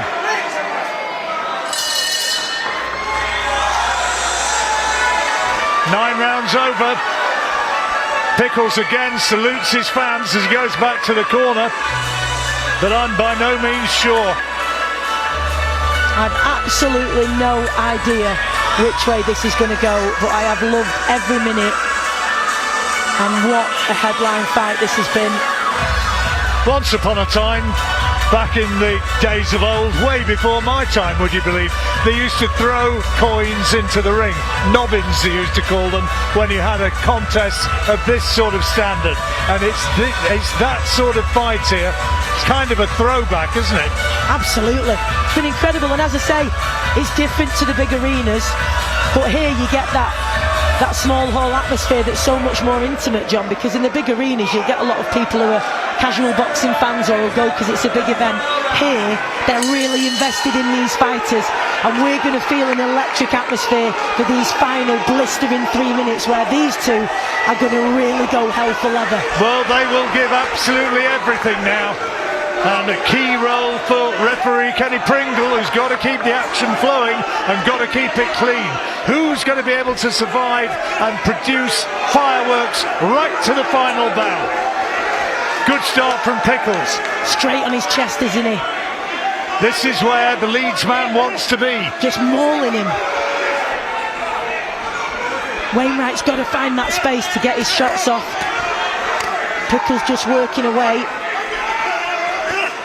Could be, you never know, it might all be going to this last round.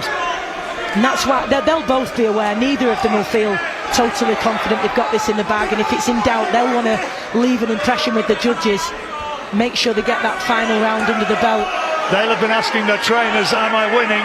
And I'm pretty sure that both corners will have said, you need to get out there and win this last round and win it big.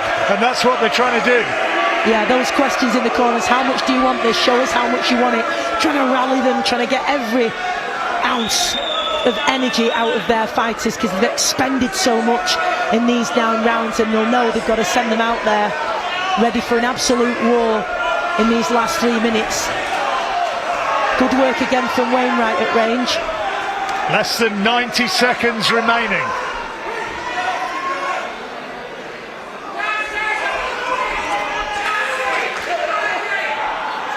Wainwright is just being outworked a bit in this last round. Pickles has him where he wants him again on those ropes.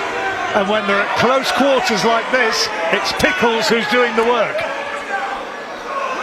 So hard when you're so tired to push somebody off you as well. Just leans in Billy Pickles and then finds a way through for those little chopping shots on the inside. Wainwright doing his best to throw back, and he's having his own success at times as well. Incredible final round.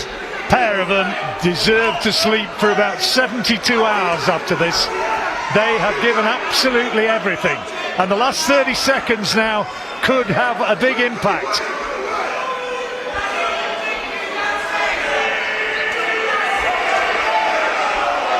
The two men are bleeding. Both have damage around the eyes. Mouths are gaping open, trying to suck that oxygen in to muster that final bit of energy. Well, what a fight this has been.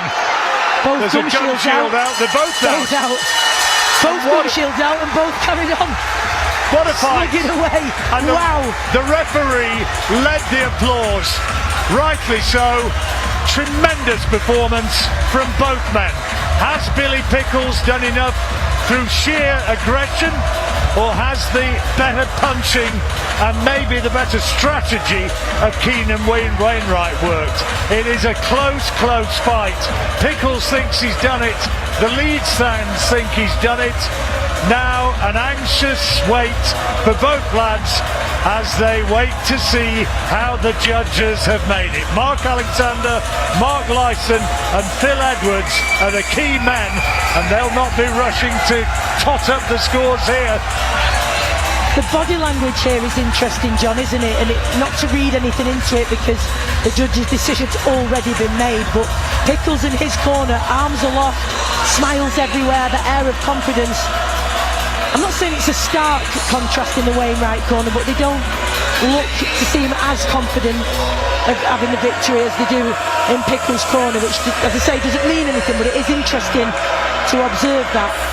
Yeah, he's certainly got the body language of a man who believes that he's the one who's crossed the finishing line as the winner. What a privilege to sit ringside and watch that, though. Absolute privilege. Just incredible, the pair of them. I absolutely concur with what you said earlier, though, about small hall fights. Many's the time I've sat commentating in small halls like this or like your call, and you see better fights there than you do in these huge stadium arenas. So much hype about the big fights, but this sometimes is where you get the better action.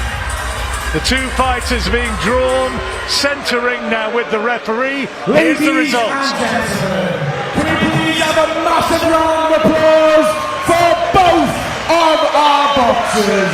And how richly deserved this is.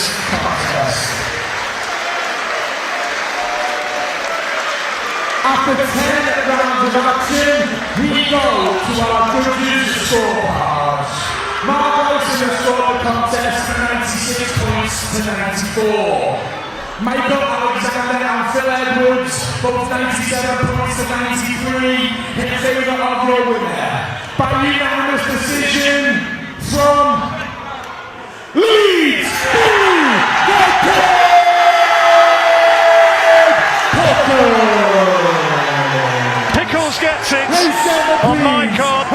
last 2 rounds really made the difference. He's chaired around the ring, and what a terrific performance that was. Sheer will to win. I think 97-93 was a wee bit wide, but 96-94 closer to how we saw it, I think, Stacey. But what a fight, and as a commentator to sit here with a microphone in your hand for something like that, it's a privilege. It is, and just behind us from our commentary position in the far corner, a whole bunch of Leeds and Billy Pickles fans just erupted with joy, because every single one of them here will have been with him on that journey of that loss when he went down to Portsmouth to fight for the English title. They've been here for his comeback fights, and now here they are supporting him, knowing what he's had to go through to get here, and they've been part of that journey. And that is part of what makes these small hall shows so special, so personal, and so important in a fighter's career, because those big arena nights don't happen without these. What a night for Billy Pickles. Look at the smile on that very marked up face. And look at the crowd. What a moment. Those are the Leeds fans. And they absolutely love their man tonight. And that's going to be a boisterous journey back to Leeds on the coaches going home from Sheffield. Really will be. And he doesn't want to get out the ring, does he? It's Sweet Caroline time. Stacey's in the interview position, but it might be a while before Billy gets there. He doesn't want this to end. He'll remember this night for a long, long time. Those 97-93s, incidentally, if that was given as a 2-point margin in the first round for Wainwright with the knockdown, it means that those judges only gave him one more round thereafter. That's a harsh way to score what was a phenomenal effort from him. But Billy Pickles did what was needed. Absolutely. So insistent. He made it his fight, if you like. He capitalised on his ability to fight up close in the pocket and rain punches onto Keanen Wainwright from close range. That was the difference. And for me, I think the 96-94 from Mark Lyson was just about right. But they're all absolutely wreathed in smiles, sitting at ringside as we enjoy again. Now, was that a knockdown? That wasn't given, but Stacey now has the guys at ringside. Let's hear from Billy Pickles.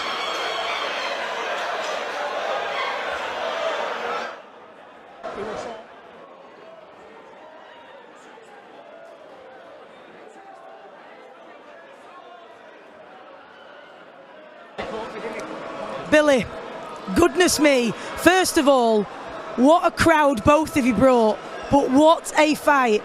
We were just saying at ringside, these are the kind of fights that get remembered by everybody who was here. The kind of fights, you don't want to be in too many of them, but you want to be in at least one of them, because that'll be remembered forever. What a fight. One's enough. Honest to God, what a great fight. Big respect to Keanen. Big respect to his team, you know, they're great people, and we've known them before this fight. And it was a straight 50-50 fight, and we've come, you know, victorious, so I'm buzzing. He'll be back, you know, and big respect to him, and we've done it. You got caught in the first round, and it didn't damage you, it didn't trouble you, but you could tell you were annoyed with yourself. What did you recognise what you'd done, and how did you make the adjustments? You know what? As game plan had to get thrown out the window a little bit, you know. We thought he's going to come forward, and he sort of countered me and put me on my backside, like, you know. So we just had to change it up a little bit, get on him a little bit closer and work him and see how he worked. And I felt like it were working. Well, you said you don't want him to have too many of those. You said you feel thirsty and exhausted after that one. And again, we were saying during commentary, if you're in the corner or supporting a fighter in a fight like this, it's exhausting as well. What were the tactics going in, and how proud are you of your man in terms of what he did tonight? I know the thing about Billy, he's got a chin, he's got heart, he's got passion, you know what, you're going to have to really put it on to take this guy out. One punch putting him on his butt ain't going to do it. He'll jump straight back and come straight back at you. And you saw that tonight. Yeah, the plan kind of went out the wind. It wasn't really working, some of the stuff. And I said, you know what, Billy, you're just going to have to grind this out. You're going to have to get stuck in here, Billy. Because this guy is actually looking to knock you out. And that's what I felt the guy was putting it on, Billy. Well, grind it out you did, and you certainly... He came forward and he will count, like, on front foot counter, sort of moving back, and it were working for him. So we had to close the gap. Certainly look like you've been in a fight anyway, Billy. That's for sure. So you've certainly earned those battle scars. Now, final question. You've been through the ups and downs of the sport. You went down to Portsmouth and took the opportunity for that English title fight. It didn't work out. A great performance here last time against the Nicaraguan Christian Narvaez. A fantastic performance tonight in an unbelievable matchup. What is next for Billy Pickles? Well, we're a Commonwealth Eliminator, so bring on the Commonwealth in it, you know, let's do it. Where's it going to be? Hopefully Leeds. Hopefully Dennis will bring it to Leeds. Right, Dennis, that's what you've got to do. But a final word to you of what this means to you and this incredible support and this crowd you've had here in Sheffield tonight. Say thank you to everybody who turned up again tonight. You know, it wouldn't be done without you. You know, everybody's spending their hard-earned money, coming all the way to Sheffield, making some serious noise like we have done. All Leeds, aren't we? I want to say thank you to Martin. Top class, you know, we've done the right camp, it's been hard. And I also want to say thank you to all my sponsors and my manager Dennis Hobson for giving me the opportunity again. You know, he seriously pulled it out of the bag for me tonight, and I had to prove my sen. And here we are, you know. So you definitely proved your sen, in your words, Billy. One of the nicest men in boxing, but one of the toughest as well. What a great night! Real privilege to sit ringside and watch that. So to you and Keanen, full credit and congratulations. Enjoy this victory, and we can't wait to see you fight for that Commonwealth title. Well done. Definitely. Massive respect to Keanen, and look, thank you that we're both going home to our families okay and safe and sound. So now a phone call to Dennis. Commonwealth title in fighting Leeds, please. Well done. Well, what a night, and what a night, and what a fight we've had here in Sheffield. Our congratulations go to Billy Pickles. You'll remember that for an awful long time. And from Stacey Copeland and me, John Rawling, it just remains for me to wish you a very good night.